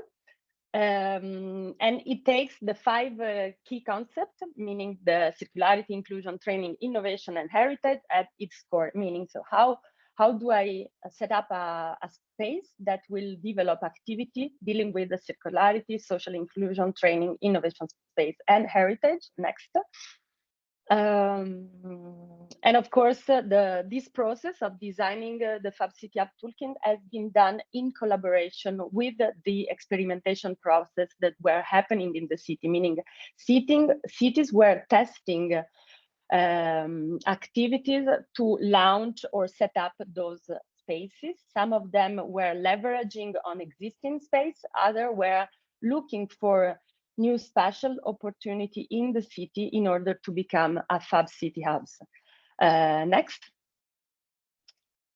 And yes, the main focus, I will focus on the highlighted point, is that Centrinno, if it's unique, is because it's a project where this typology has been co-defined with the experimentation practices in European neighborhoods. Next. So our role was to define what a Fab City Hub is. Next, to support the co-designing and the kickoff of Fab City Hub through the development of a toolkit that at the beginning would have been enriched by few resources because we didn't know how to do it before, but will be inspired by what has been done previously in other innovative hubs in Europe and other innovative experience. And lastly, also the importance of creating a network of these spaces and these communities in order to function not as places that will exchange material, because the idea of a shift of this new industrial revolution that Centrinno is supporting is that now city will make progress locally by inventing new ways of producing, by inventing new ways of feeding themselves. So this will be done locally with the leveraging on local actors and local resources, but what they will exchange among them is the good practices that have helped everyone to advance and to be more resilient. So this idea that those networks, those Fab City Hubs will work as a network of knowledge exchanging good practices. Next one. Very shortly, it is this idea of the city that fabricate, that produce, comes from the Fab City Global Initiative, that is a larger initiative that has been launched in 2013 to cities that aim to become places where production is local and exchange of information is global, by leveraging on network of knowledge and network also of spaces where those practices are implemented. Next. So our work was, as I said, in order to define what a Fab City Hub is, collaboratively with the partners and city, was also to look back and see what have been done previously in innovative spaces. So we have mapped all these panorama of spaces where sometimes the word Fab City Hub is confused, meaning Fab Labs, food labs, where the culture of learning by doing, the open culture of exchanging information and learning new practices by making things comes from. And next one, and we kind of summarize that Fab City Hub have to embed those virtuous practices, but also learn from the limitation that those spaces were having. Next. This you can skip, this one. And our work, our research work at the beginning was more focusing on analyzing those already existing spaces and how they have interpreted and how they have conduct activities by analyzing them through the lens of the Centrinno framework, meaning the 5 key concepts. Next. And by analyzing those previous experiences in Europe mostly, we come up with the definition of 10 principles that we call the 4 Fab City Hubs. The word principle aimed to be a little bit more flexible than what it is. Actually, we renamed it as guiding path, because this was the first conceptual framework that we proposed to pilot cities in order to reinterpret those 10 principles that comes out from the analysis of previous experience in to reinterpret those principles, or to use those guiding paths to design and adapt their local model. And those principles, I'm not gonna into the details, but basically aim to summarize the main aspect a Fab City Hub should be formed. As we were saying before, is not only about space and tangible infrastructure, but it is also about having a common vision of common objective and values. So reflecting about the overall vision those initiatives aim to take as foundational. It asks to reflect about the communities that are involved, from the managerial teams to the people that will attend the event and will be part of the ecosystem, but also of the governance model that will launch those initiatives, but also sustain in the long term, and then the physical infrastructure. So what are the physical aspects of those places? Where are the buildings that I will organize and refurbish to function as innovative hubs? But where else should I be present in the city to have a broader effect? Next, because I'm touching almost next, Flavia. So we started with designing a series of frequently asked questions that were coming both from pilot doubts but also from other innovative hubs we were in contact. Next, I'm gonna go a little bit next. And so we started thinking about what is the best form to develop a manual that is at the same time evolutive as the research will progress, because we started designing this since almost the beginning of the project, and that could have at the same time support pilot cities, but also give answer to different entry points, because there were cities that were starting with a places but not a communities, other with the communities but not places, etc., etc. So we start developing a GitHub platform, an interactive manual online that could have been developed along with the research. Next. Next, that will be served for pilot cities, but also for the legacies of the Centrinno, so for people to replicate this process. And we come up with this idea of the roadmap, strategic plan to organize action according to the three main aspects, or as Marion were mentioning, the action areas that pilot would have go through during the process, and we'll have organized activities according to how do I establish a better vision for my Fab City Hub, how do I involve more people in the community, how will be more resilient to community, etc., etc. So we organize the platform into those three main areas and 14 steps to operationalize and to pass to the action that derives from the 10 principle. If the 10 principle were the conceptual guidelines to establish your Fab City Hubs, the steps would have become the actionable things that I have to put in practice in my local cities to set up a Fab City Hub initiative. Next. And the idea of the toolkit was also to collect tools, of course, so practical template, workshop format, event format, in order from pilot experience, but also from the previous toolkit that we analyzed that were regarding innovation spaces, and to connect those tools to the different key principles. I'm running out of time, right? So next, just a very next, you can skip this.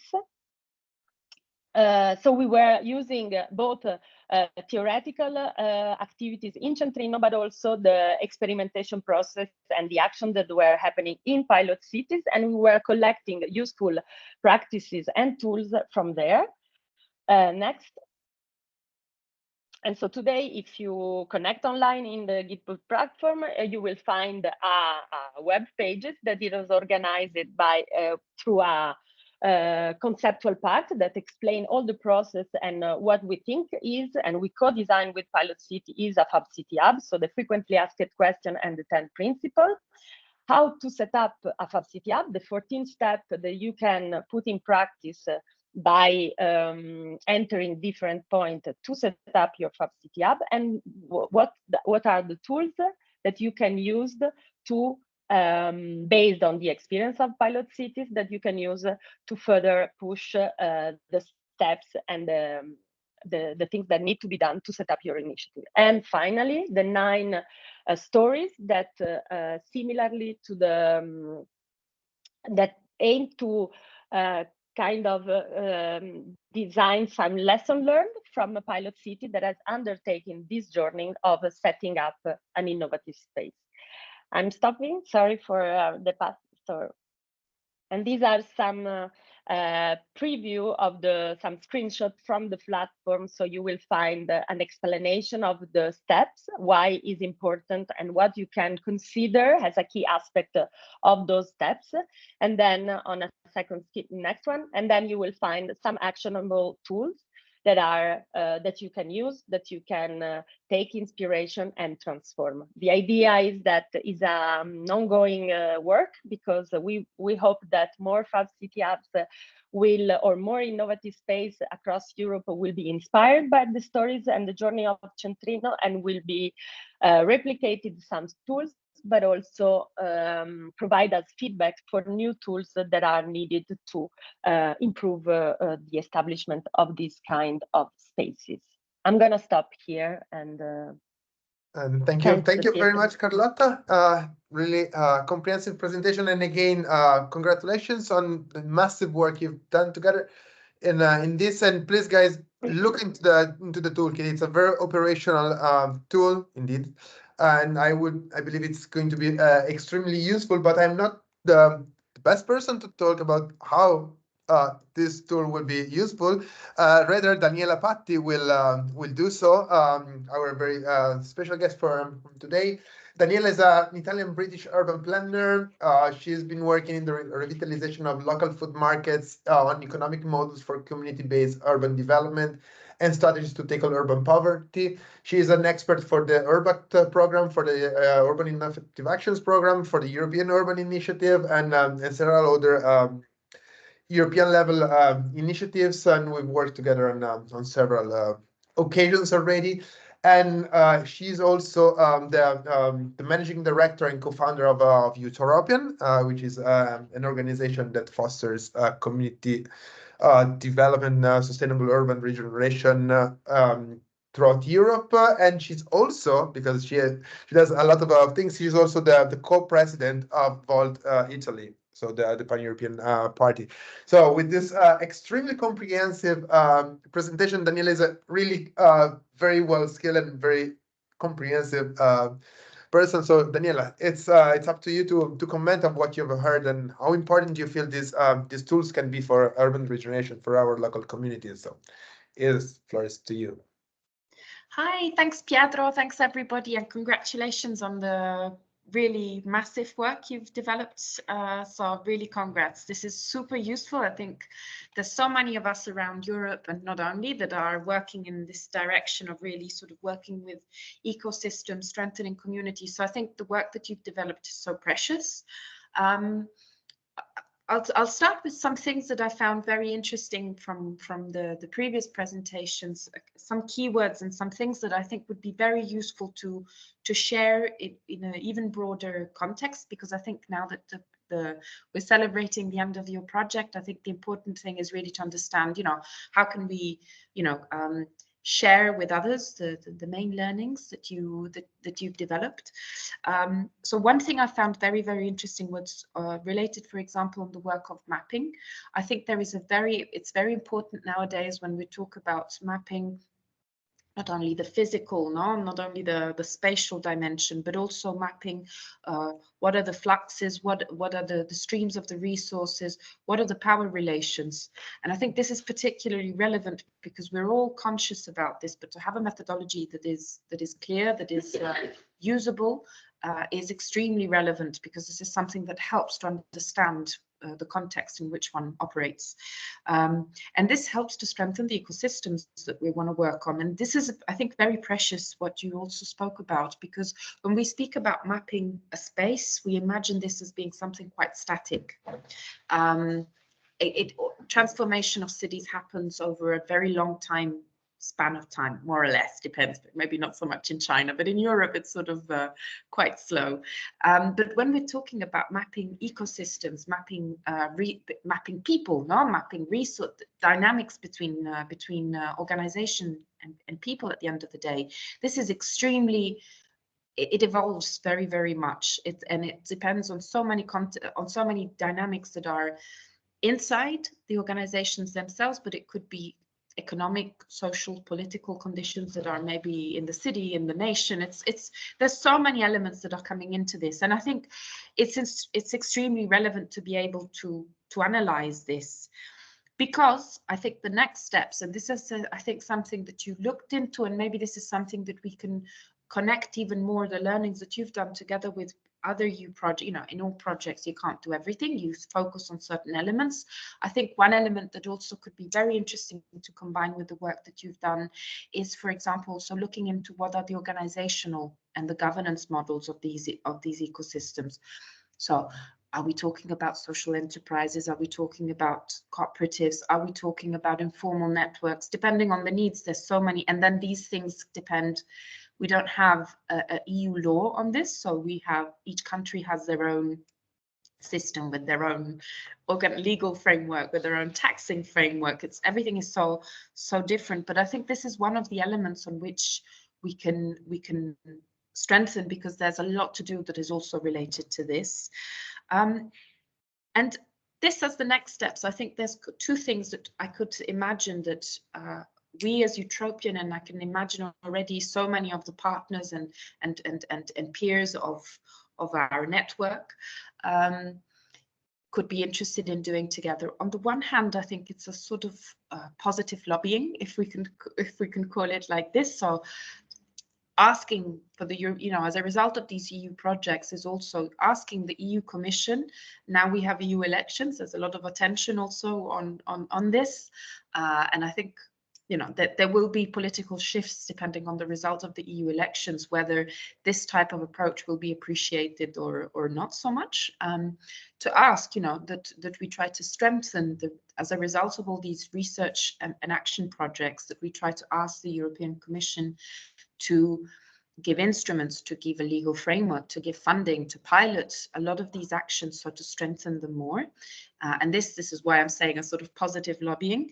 On the other hand, I think there's a lot of also capacity building that we can do together. I think we need to share the learnings, and so it's important to do conferences, it's important to do articles. We're very happy to host, for example, an article on CENTRINNO on our magazine, Cooperative City. I think, Pietro and the others, I mean, you're very, very well. We would be very happy to host you. And so I think it's important to share the knowledge. I think it's also important to then not only share the knowledge, but teach people how to do this stuff. And this is more into capacity building. So it could be very interesting to develop there's EU frameworks, we can just develop bottom-up frameworks. There's so many, I mean, Pietro knows very well, and some of you also I know are involved in this. There's EU programs that are related to capacity building, for example, for city administrations. It could be interesting. We're running some capacity building for practitioners. We could think of doing some modules together. I think this will be one of the things that is extremely important to do, because I think otherwise the risk I'm sure this is not what you want, but the risk of so many of the EU projects is you develop amazing knowledge. Well, not always, but in this case, I think you did. Super interesting knowledge over 3-4 years of project. So nice. Project finishes. Shake hands. It was lovely to meet you. See you at the next EU project. Ciao, ciao.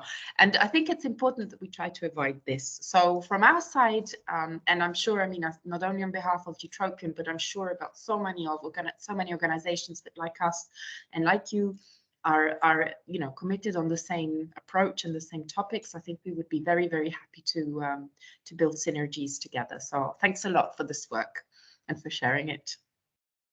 Thank you very much, Daniela, and really appreciate that. And I touch upon the capacity building point. It's really what allows a legacy of a project to actually last long is to share what we've learned and to make sure that other people are actually able to replicate our approach.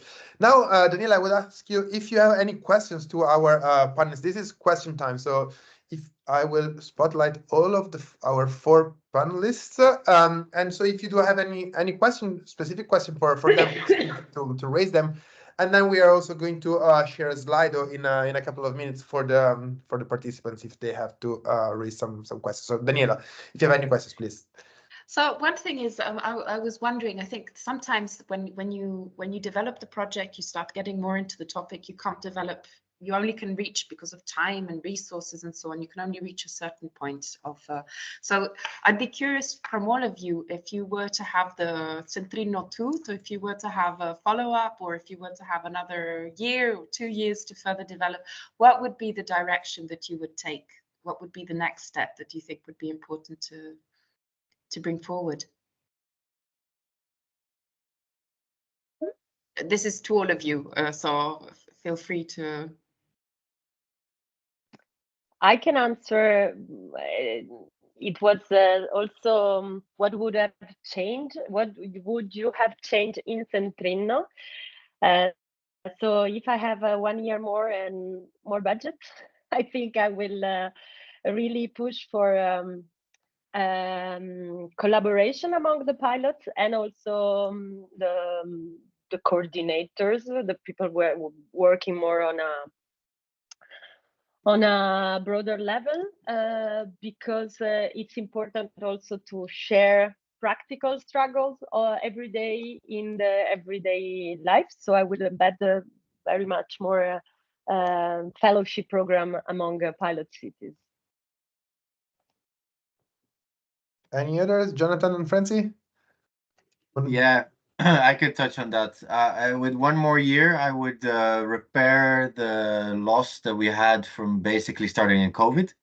So we have had a year of quite over intellectualizing our exchanges because they were framed in exactly this way with boxed faces and PDFs and structures and whatever. And I think we shouldn't underestimate that. In my mind, that first year made it, we were just basically way too serious until we finally got to a consortium meeting. So, and then with 1 extra year, I would try to, yeah, what Carlotta also says, more connections between the pilots, but more face-to-face connections between the pilots, and maybe more connections between the people around the pilots. So we got to know each other quite a lot because we are responsible for delivering this project. I haven't really met many, especially maybe that's also for a question I would push further to Frenzy, because we as only 2 organizations are not in a pilot. So to actually be present and try to have more conversations with citizens would have been my wish. Yeah, just Francie, I think you're muted or something with the headphones. Can you hear me now? Yes. No. Yeah, you go. Yeah, okay, great. With 1 more year and a lot of budget, I would probably take it from mapping to implementation so that we can actually try some of these opportunities in the circular ecosystem that we've identified in all of the pilots and try it out. That would be really amazing. Yeah, I would also with 1 more year of budget, I would also go more on physical implementation. But I mean, this is research and innovation. Anyhow, now I would share a Slido code. So please take your cell phones and scan the QR code. And if you have any questions to our panelists, please feel free to raise them now. It's really easy. You just scan the QR code, or you go to slido.com and digit the code 2714180. And if you have any questions, they will be immediately raised to the panelists. And if not, I do also understand that it could be quite a tiring moment because we've been speaking since 10 this morning, so it's been already 2. 2 hours, and it might be the time for a break. So if there are no questions popping up, and I think that's since no questions are coming out at the moment, not even in the Q&A session. So let's do the following. Let's take a 5 minutes break. We come back here at 12:10.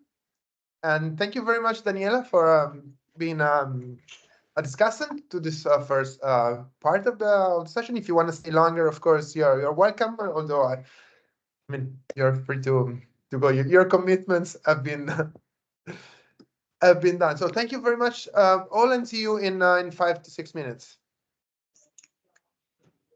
Thank you.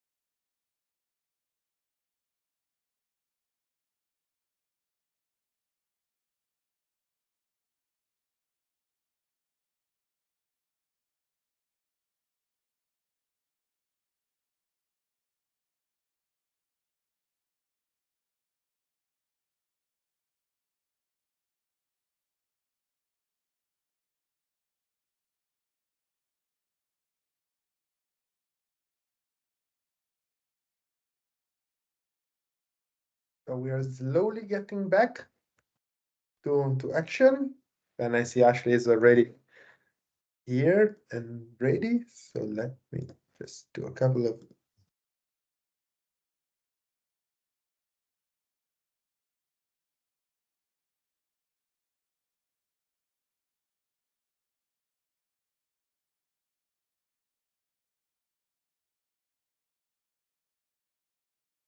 and so maybe we can also start with the screen share of the next chunk of presentations, and in a couple of minutes we will start again when we are all back and ready.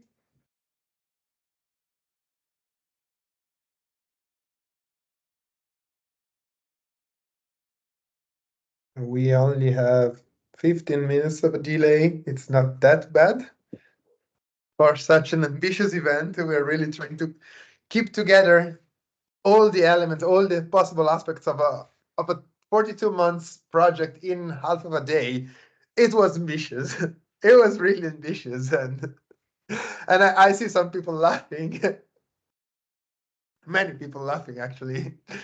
But okay, I think it's 10 past 10, so we can start as soon as Flav is ready with the presentation. I will exit the spotlight and leave the floor to Ashley Laughlin. So this session is all about the pilots, the 9 city pilots we had in Centrinno and their impact we had in each of these cities and beyond.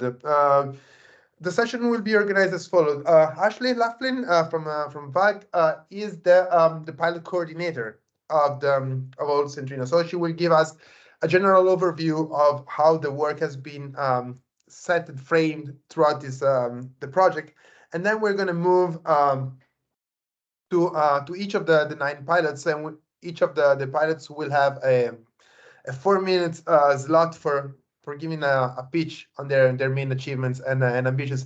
And I see also some of the former pilot coordinators here, so I'm very happy that they made it today, and because they have of course been a staple in making these pilots to start up and also to create the good environment that Centrinno is, and they know who they are. And I see them smiling. So now, without any further ado, it is the time to leave the floor to Ashley Laughlin. And please, floor is all yours. Thanks, Pietro. My name is Ashley, as Pietro said, and I am a researcher at VAG Future Lab in Amsterdam, and I have the privilege of serving as pilot coordinator. So as you've heard many times throughout this presentation, Centrinno involves 9 different European pilot cities. And each of these cities focused on formerly industrial areas. So in some cases, that could be a neighborhood. In others, it might be a specific site or perhaps a specific building. Each pilot also had a focus on a type of makership or perhaps a material or combination of such. So our pilots represent everything from food to wood to wool and so on. And I'll try not to mention too many because the pilots will fill you in on that. Each of our pilots utilized varying methods or strategies that aligned with their pilot size, with their focus areas, and the intent was to allow them to focus on their specific and unique local context. So there was this level of perhaps personalization that each pilot could do within their pilot to reach their local communities. At the same time, our pilots followed a common mission-driven approach. So looking at fostering sustainability, looking at creating inclusive and productive cities. They also engaged with all 5 key concepts of the project that were previously articulated. So there was this localization of pilots, but at the same time, there was this common mission-driven approach that brings all of the pilots together.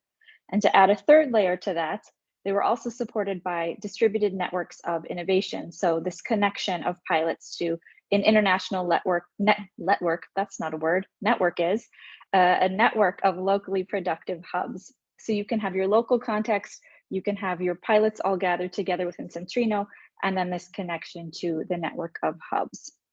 So as the pilot coordinator, it was really a privilege to see the successes of each pilot, but also see the challenges that pilots encountered and how they work to overcome these challenges.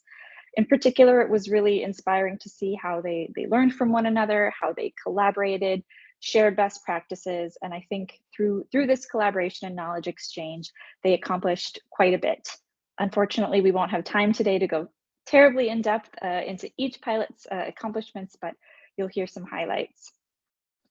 So today, again, you'll get to hear from each of pilots, and it was very exciting to see everything they accomplished, their activities that range from exhibitions to workshops to hackathons. But what really stood out to me is the way they work to engage and empower their local communities and create a lasting impact in partnership with their citizens.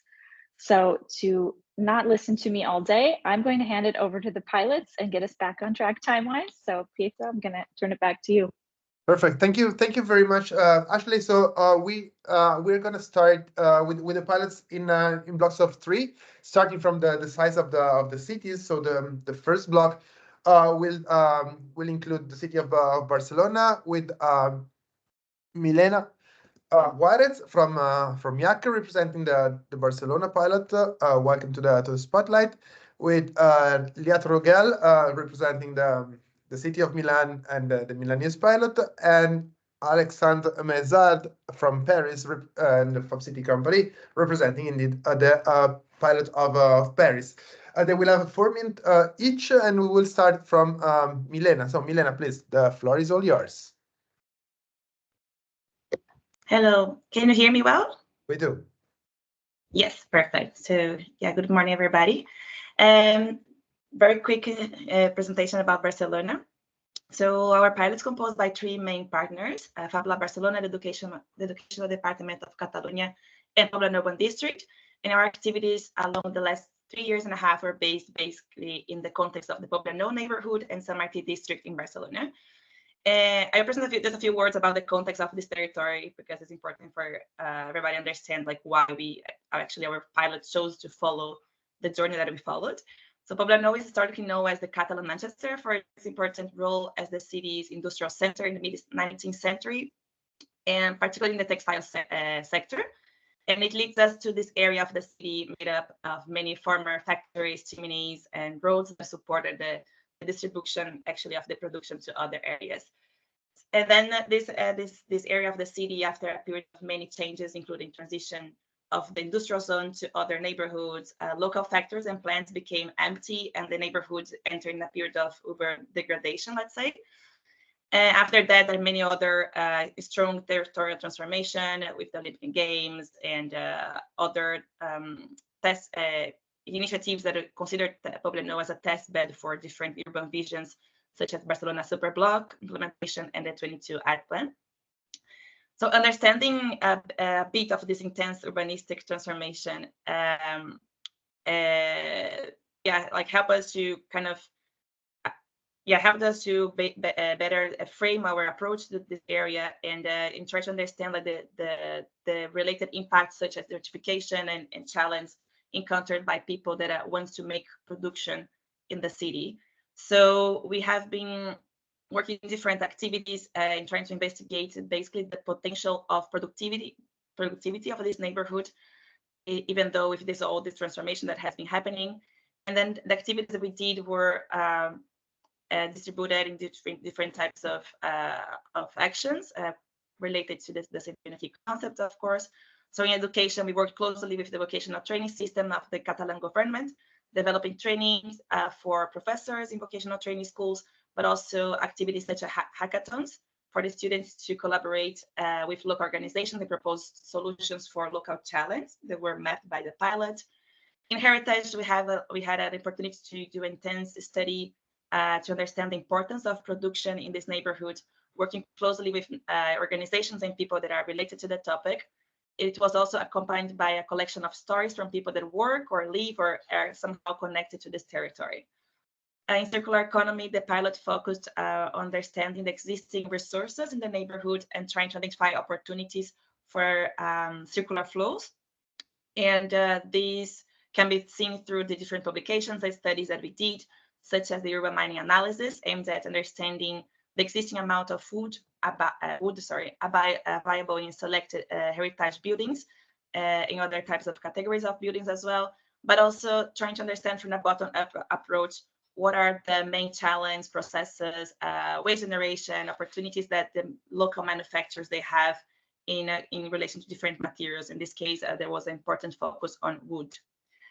And lastly, in relation to the implementation of our Fab City Hub, IAC headquarters was open to the community through different activities in which citizens were invited to participating in trainings and other types of actions. And I think something to highlight here was the opportunity that we had also to consider to explore a temporary use of a Fab City Hub in one of the most emblematic heritage buildings of Barcelona, that is the Urban Innovation Center of the City Council nowadays, that's called Calalier. And this collaboration happened in the context of an exhibition that we did, participatory exhibition that we did with many actors, and citizens could participate in the practical workshops on craft techniques, digital fabrication, roundtables with key experts exploring different topics, guided tours around the neighborhood, but also other activities such as open cinema and so on. And just to finalize, I think nice to say, Eileen, what is next for us. And I think the main point here would be keep working in the consolidation of the network that we have been able to lead and to initiate through CENTRINNO.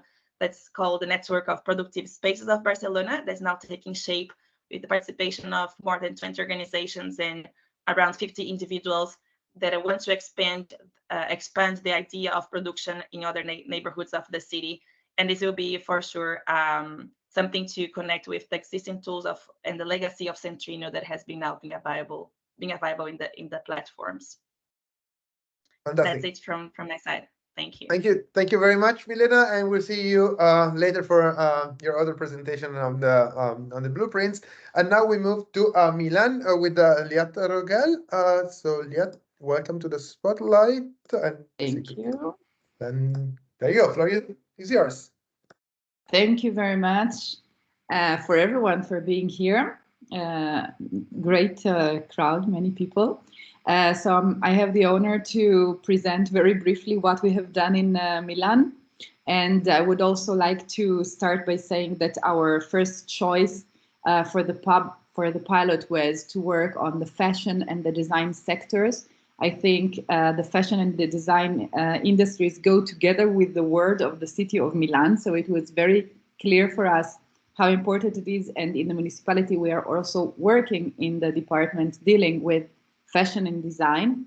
And of course, fashion and design for the city are what makes it Milan and give the identity, but they also have a lot of issues related to sustainability. So two sectors that are actually creating a lot of unsustainability in cities. And we were particularly attracted by trying to answer the question of where and how are the things that we are using in the city, in fashion and design, are produced, where they are disposed of, and how much can we think of this production within our city and within our neighborhood. So our first vision for how are we going to work with CENTRINNO was to bring this opportunity of thinking about the Fab City and the city as self-sustainable to the 15-minute city. So to really put production and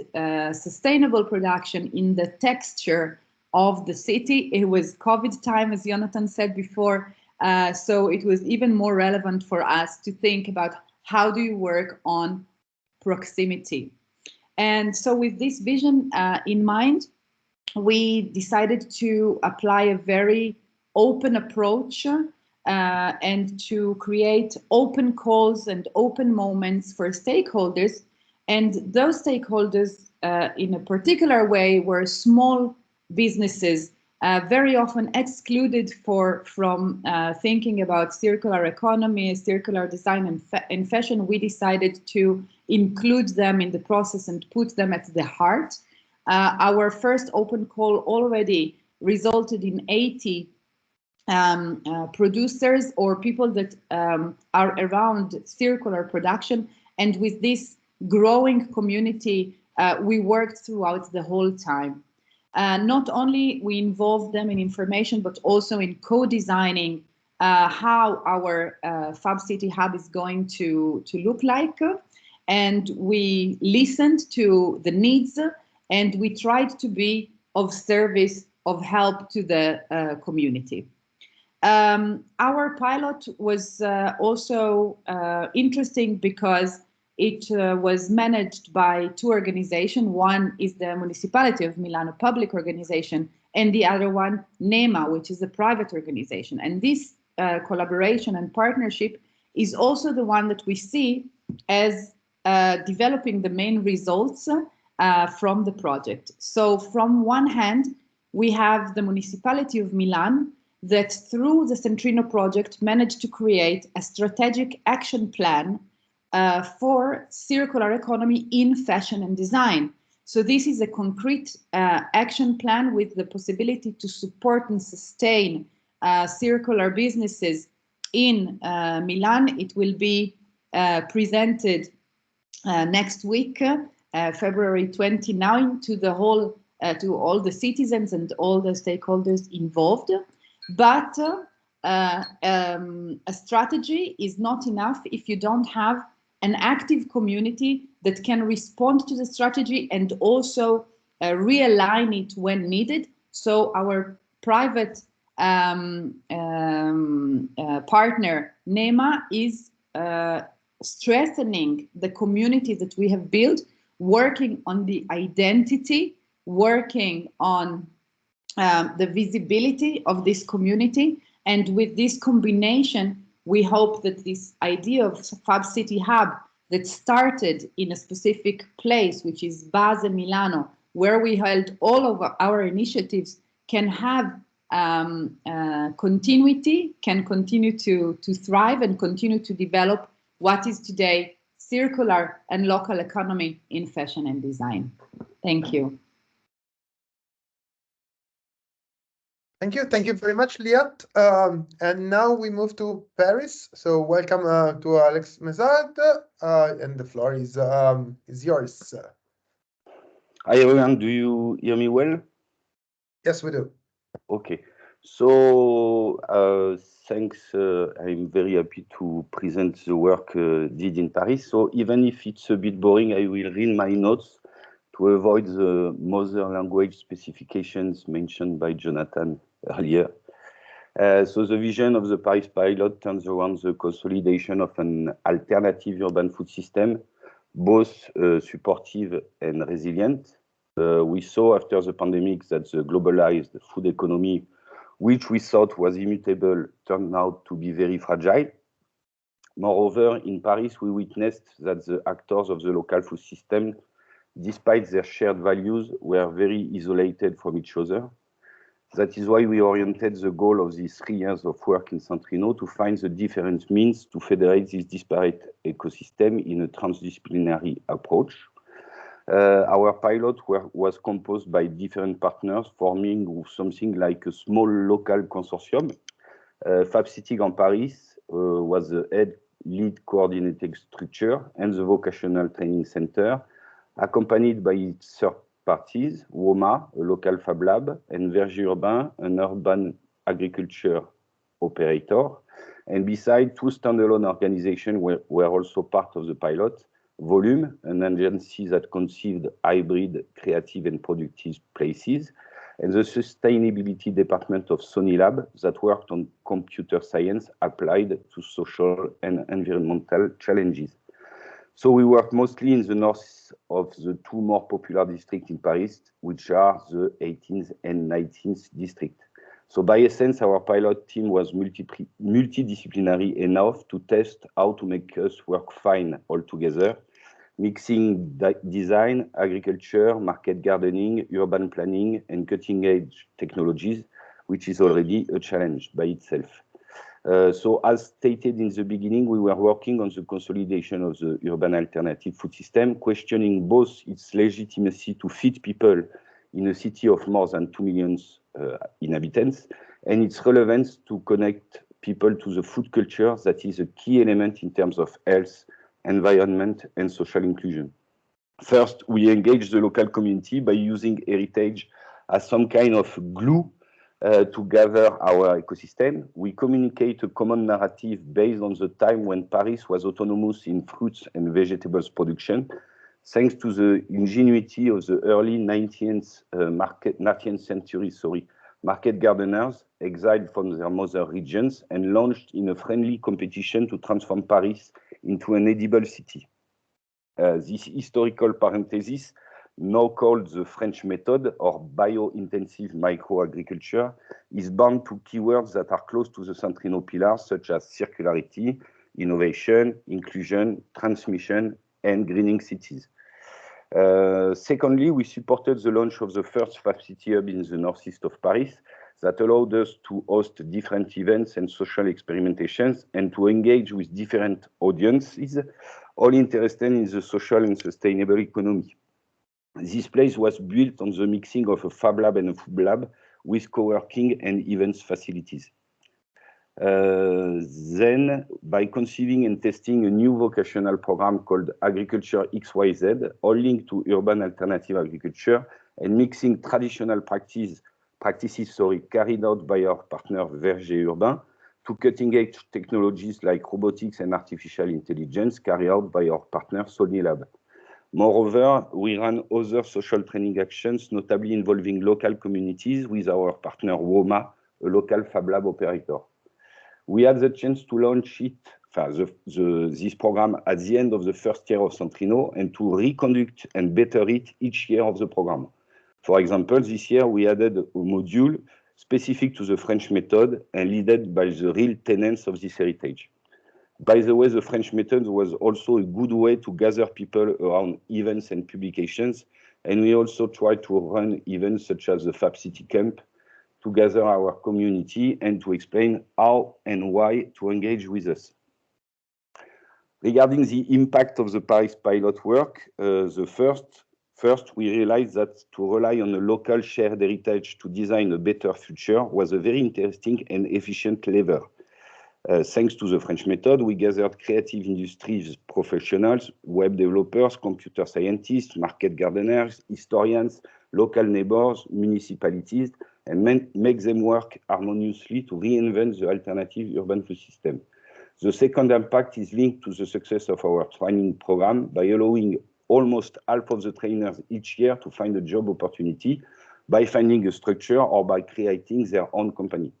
Finally, by opening very early a Fab City Hub, we had the chance to study deeply the social challenges bound to such a hybrid place, the impact to provide productive and creative infrastructures to local small organizations, all related to social and sustainable economy, is strong by the synergies it creates and the collective strengths initiated. Nevertheless, it takes time and effort and has no guarantee that we will onboard properly a broader local community. These challenges calls for an active and transmissible Centrinno legacy for a better future. Thanks. Thank you. Thank you very much, Alex. Now there is a slight change in the agenda, meaning that we are going to have an in-between discussion from our guest Peter Ramsden, because then he has to leave us in 15 minutes. So I would give him the floor now for his commentary on impact and on the pilots, and of course he's been with us the whole morning, so we will give a general overview as well, and I will spotlight him. So if you can turn his camera on, it would be great. And Peter, it would be better if I join you in, if I can join you again in 20 minutes, that would be better. Okay, then we'll go with the second batch of projects. Then we'll see where we're at. All right, Peter. See you later then. Okay. So sorry. No worries. So I take my word back, and we can now then move to the next batch of projects. So the middle side cities, which are Amsterdam, Copenhagen, and Zagreb. So let's give a round of applause to our speakers from Milan, Paris, and Barcelona. And now we welcome to the spotlight Bono from Sibeling from the Amsterdam pilot. Then we are welcoming Ida Mai Emberg from the city of Copenhagen, as well as Professor Bojan Baletic from the University of Zagreb Faculty of Architecture, who will be presenting the Zagreb pilot. We will start from Bono from the Amsterdam pilot. So Bono, please, the floor is yours. Yes, welcome. Hello. In Amsterdam, we had the pilot consisting of 3 partners. That's HMC, Woodworking College, Waag Future Lab, and Pakhuis de Zwijger. And we focused on a decentralized hub in Amsterdam North. It's an area of Amsterdam that is a former industrial area, but it's now gentrifying because of housing. And we combined in our pilot area the knowledge of a lot of different makers in various disciplines and sizes, and we focused on their mutual connection. We wanted to create a space where knowledge, skills, and community could be created and shared. And we thought this was necessary in order to create circularity between the different makers, because if we do not have this network, and if we have a lot of makers that have to leave our pilot area, it's very difficult to actually create a space where we can boost circular makerships and craftsmanship. So we started off, our sprints were even divided into like settling and then getting acquainted and then actually putting things into action. So we first really had to settle in our area, get the knowledge of the different stakeholders. We had to map also the needs and the challenges of our different makers, and we really noticed that a lot of people were dealing with problems with their rents, that they were short term and that they were also very high. So we had also decided to focus on that. And we also thought it was very important that the makers and all the workshops in our network felt ownership over their challenges. We really tried to foster like a bottom-up agenda that we address the needs that were in our pilot area coming from our group. And we started organizing different events, open workshops, different makers opened their workshops for people to come look and exchange knowledge and see what's going on at the neighbors, basically. Our pilot was focused thematically around 3 different pillars. One was visibility. So I addressed this issue that makers were being pushed out of the city and short rental contracts are there. We thought it's very important to create visibility and appreciation of makers in Amsterdam and actually address that this is a problem, that people know about this. So we organized exhibitions, we had different events coming up, in Pakhuis de Zwijger, but also in other places in the city, to show that there's really this issue going on and that the city gets acquainted with this issue. And we also mapped this through Kumu. And in Kumu, some policymakers actually used Kumu to try to put pressure on policy because they wanted to know about the square meter prices in Amsterdam, and we had this in our Kumu map. So we also focused on the lobby. Different events at Pakhuis de Zwijger fostered conversation between makers and policymakers, so that and also different stakeholders such as developers, to see if we can start a conversation and try to change something and make the future for makers better in Amsterdam. And then we also had schooling program. We organized programs with pupils to get excited to start the appreciation of makership at an early age and see how they can engage with different neighborhood workshops and try to see if they can work on circularity. Our main impacts are that we launched a network of makers, Maakschap Amsterdam. We have a website. Contact us if you want to see it. And this is it's a network where it's a bottom-up network where makers can come together, exchange knowledge, and organize activities to the city to keep the lobby going, to keep the visibility of their issues going, also after CENTRINNO. And one achievement that came out of this is that the HMC Woodworking College actually created a satellite location in our pilot area. So it's a location where students of the Woodworking College can come together to learn, but we also organized events on circularity. We organized roundtable discussions with policymakers to keep the conversation also going after the project. And generally, I think the biggest achievement is that we see that policymakers and makers have really gotten a certain awareness and a certain realization that the challenges need to be fixed in the next years, and then also that circularity, the seed of circularity has been planted in our area, and there's more conversation coming up about it. So I think this is really like a start of a new conversation, and it's a work in progress, but these are our achievements. And that was it. I didn't expect a mic drop. So thank you very much, Bono. I was unprepared to unmute myself. So thank you very much, Bono. And now we move to Copenhagen with Ida. So Ida, please, floor is yours. Although you're muted. Sorry. Well, starting from the CENTRINNO key concepts, combined with interviews with the local actors in our pilot area of Copenhagen Northwest, we identified 3 different missions. The first was to enhance creative workspace availability. And well, this isn't done in the blink of an eye. So to impact the municipal policy development, we made a compilation of best practices and analysis of creative and craft businesses in Copenhagen, and we developed a model for nurturing creative urban spaces. I hope it's all right with the lighting. I'm sorry. Coming back. Yes. Well, we shared our findings with the relevant stakeholders within the municipality and resulting in CENTRINNO making a footprint on municipal strategies and plans. And furthermore, a fund has been established to support creative businesses and urban environments in the form of locally anchored bottom-up initiatives. Our second mission referred to the establishment of a distributed hub structured as a network of existing creative entities and spaces. And it provides a platform for stakeholders to collaborate and share resources, while also establishing a unified local voice in relation to political discussions and the development of the area.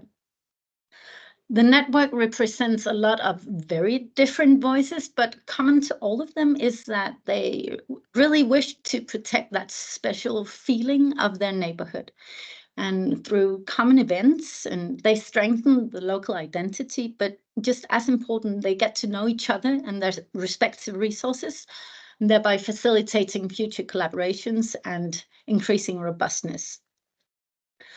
Our third mission was to promote vocational training, and we've done this through an extensive range of workshops in the local makerspace, targeting teachers, pedagogues, school pupils, and local citizens of all ages.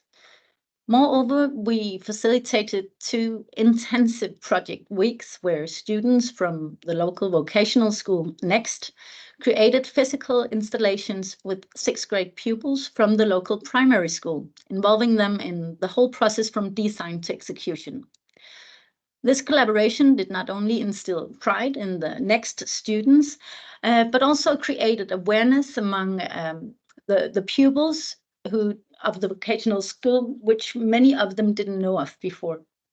And I think by working with these 3 missions, we have explored what role the municipality can play on very different levels, ranging from capacity building in local ecosystems to policy development of the framework conditions. Yeah, that's it for me. 3 minutes, 10 seconds, something like that. That's fantastic. I'll pass it on. Fantastic, extremely on time. So thank you very much, Ida, and thank you very much to all the Copenhagen pilot.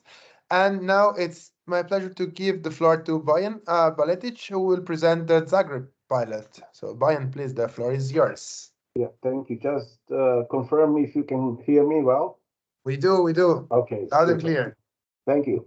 The Zagreb pilot is located in the east part of the city of Zagreb, and it's a former meat factory, which is situated in the center of the whole city quarter. A few years before we started working on CENTRINNO and joining the CENTRINNO group, we were invited by the local initiatives of community to help them articulate some of their needs to be more competent in discussions with the city mayor and in the city government. They had a lot of needs. Most were connected to the facilities or the level of usability of facilities and the space, which was a post-industrial wasteland. So they wanted more parks, more playgrounds, more squares, more of an urban character of the place. we provided an idea of the urban regeneration that could be done there by using this brownfield. And we thought, okay, this will be a long process, but maybe we can jumpstart the whole process by taking one of the buildings which was okay, upgrading and retrofitting it to be a hub. And we proposed this to the local community, and their question was, what is a hub? So at the beginning of CENTRINNO, we, of course, developed a program for the hub, made the local community support the idea, and somehow, because we even made a project for this building to house the hub. But unfortunately, because of the earthquake in 2020, the project was put on hold. That opened up the discussion about having a distributed hub, getting involved the institutions like primary, secondary schools, or small businesses or other local stakeholders, and having discussions with them and somehow programming the future hub and their activities. So through the CENTRINNO project, when I say we, it's the Faculty of Architecture and the Fab Lab Croatia NGO. We communicated with many people, we promoted the ideas, Fab Lab made a lot of courses about design thinking and about using digital technologies. And in the end, how can I say, as the main goal, we managed to change the mindset. In the 3 years of CENTRINNO, now the local people, which are not specialists in any situation, but the local people are saying, why don't we have this hub?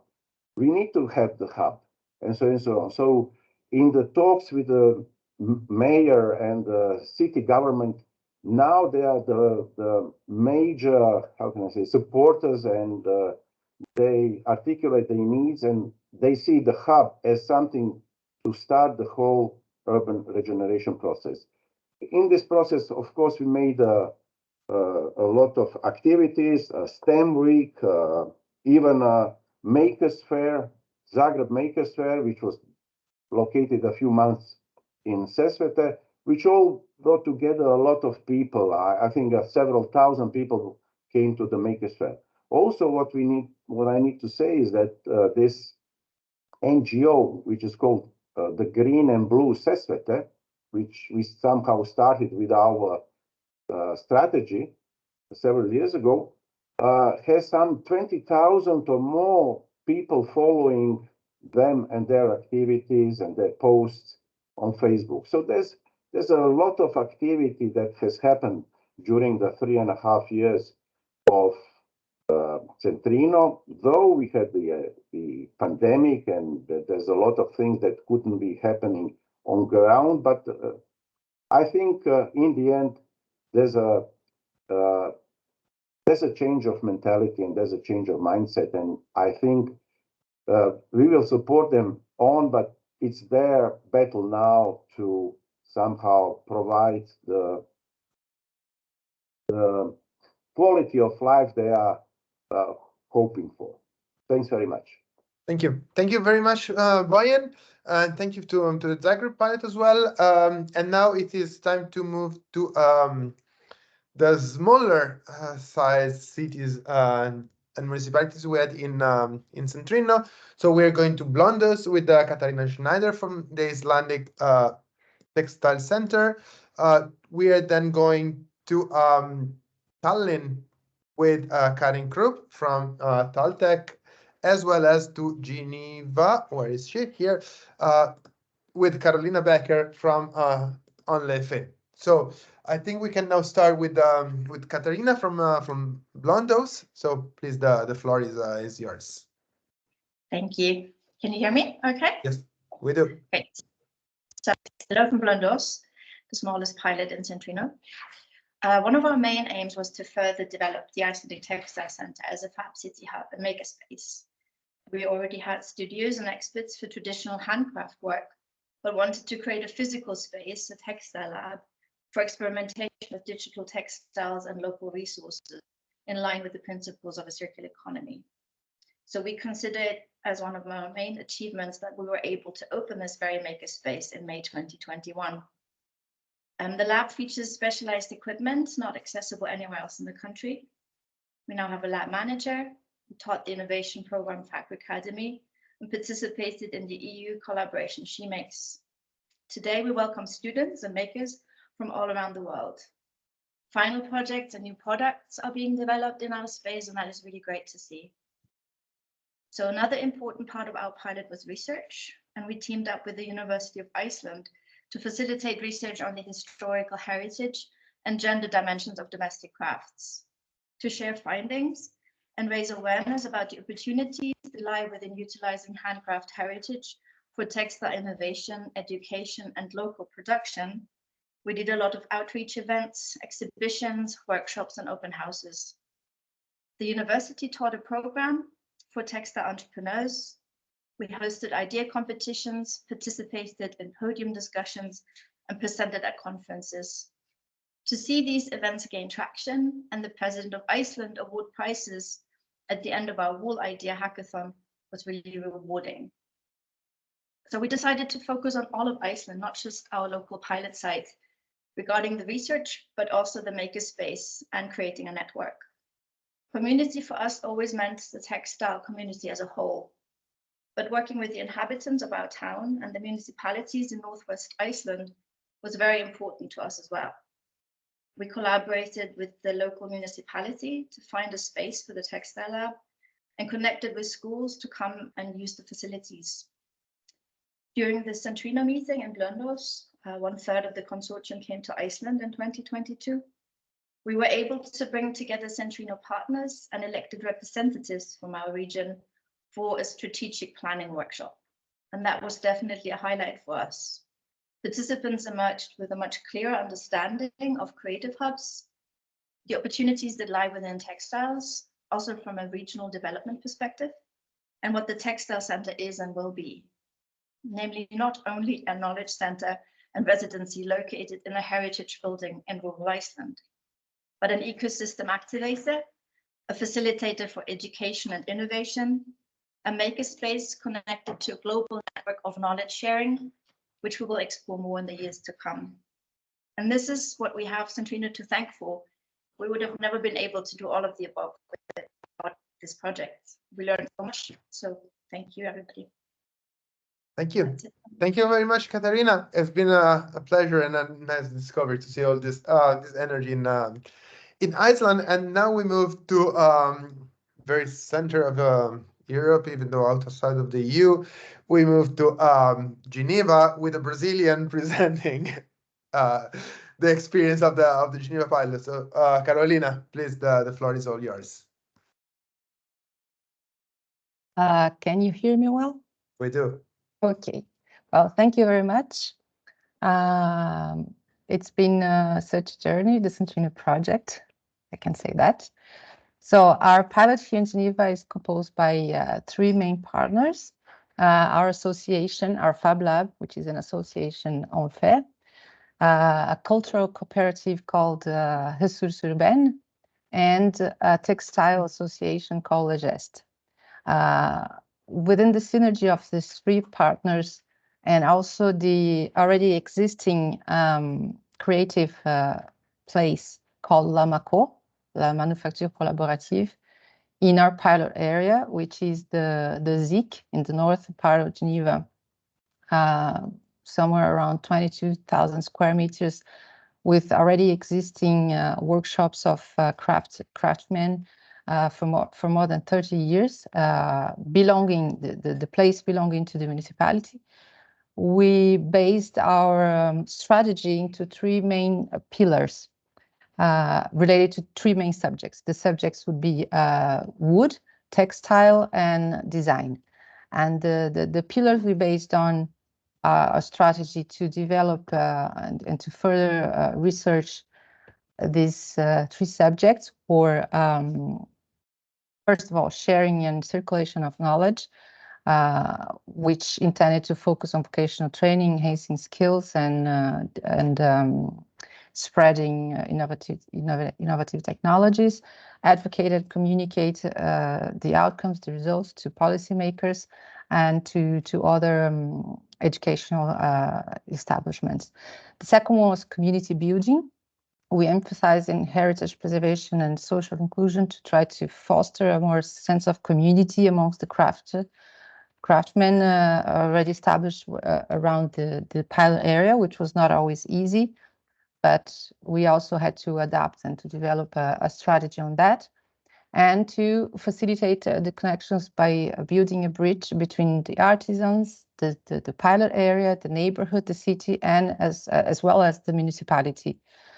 The third pillar was the management and the preservation of resources, or that I wouldn't say management, but research and preservation of resources from the pilot area regarding wood waste, for example.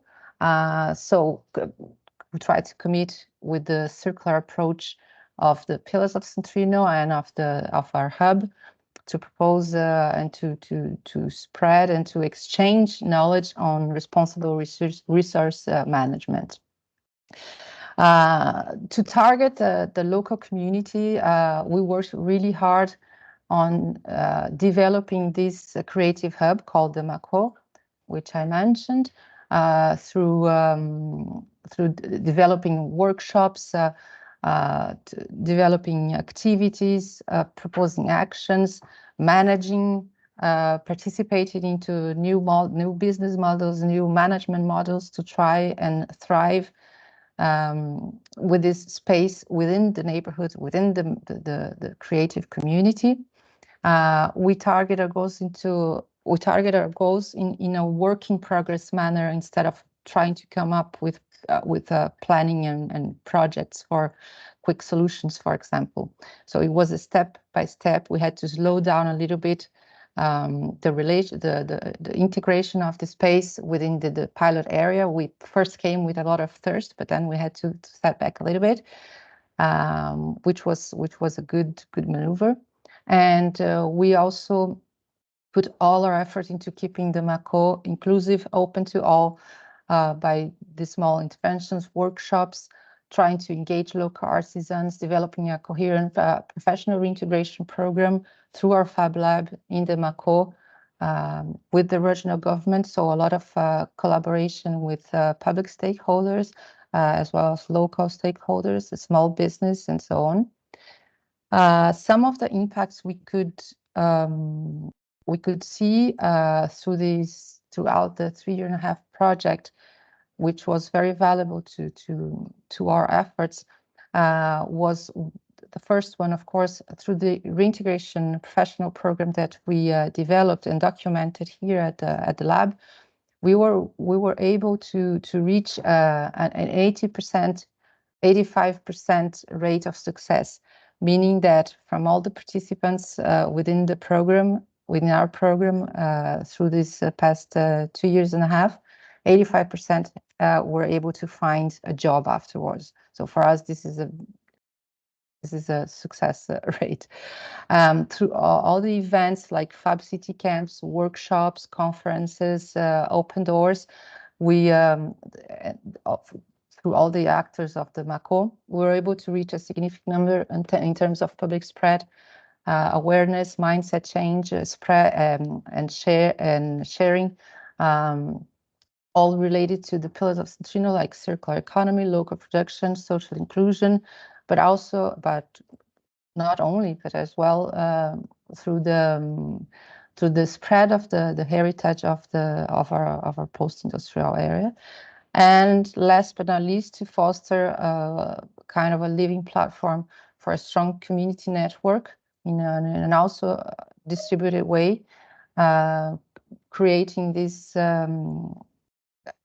fostering and boosting an improvement around the craftsmanship network around Geneva.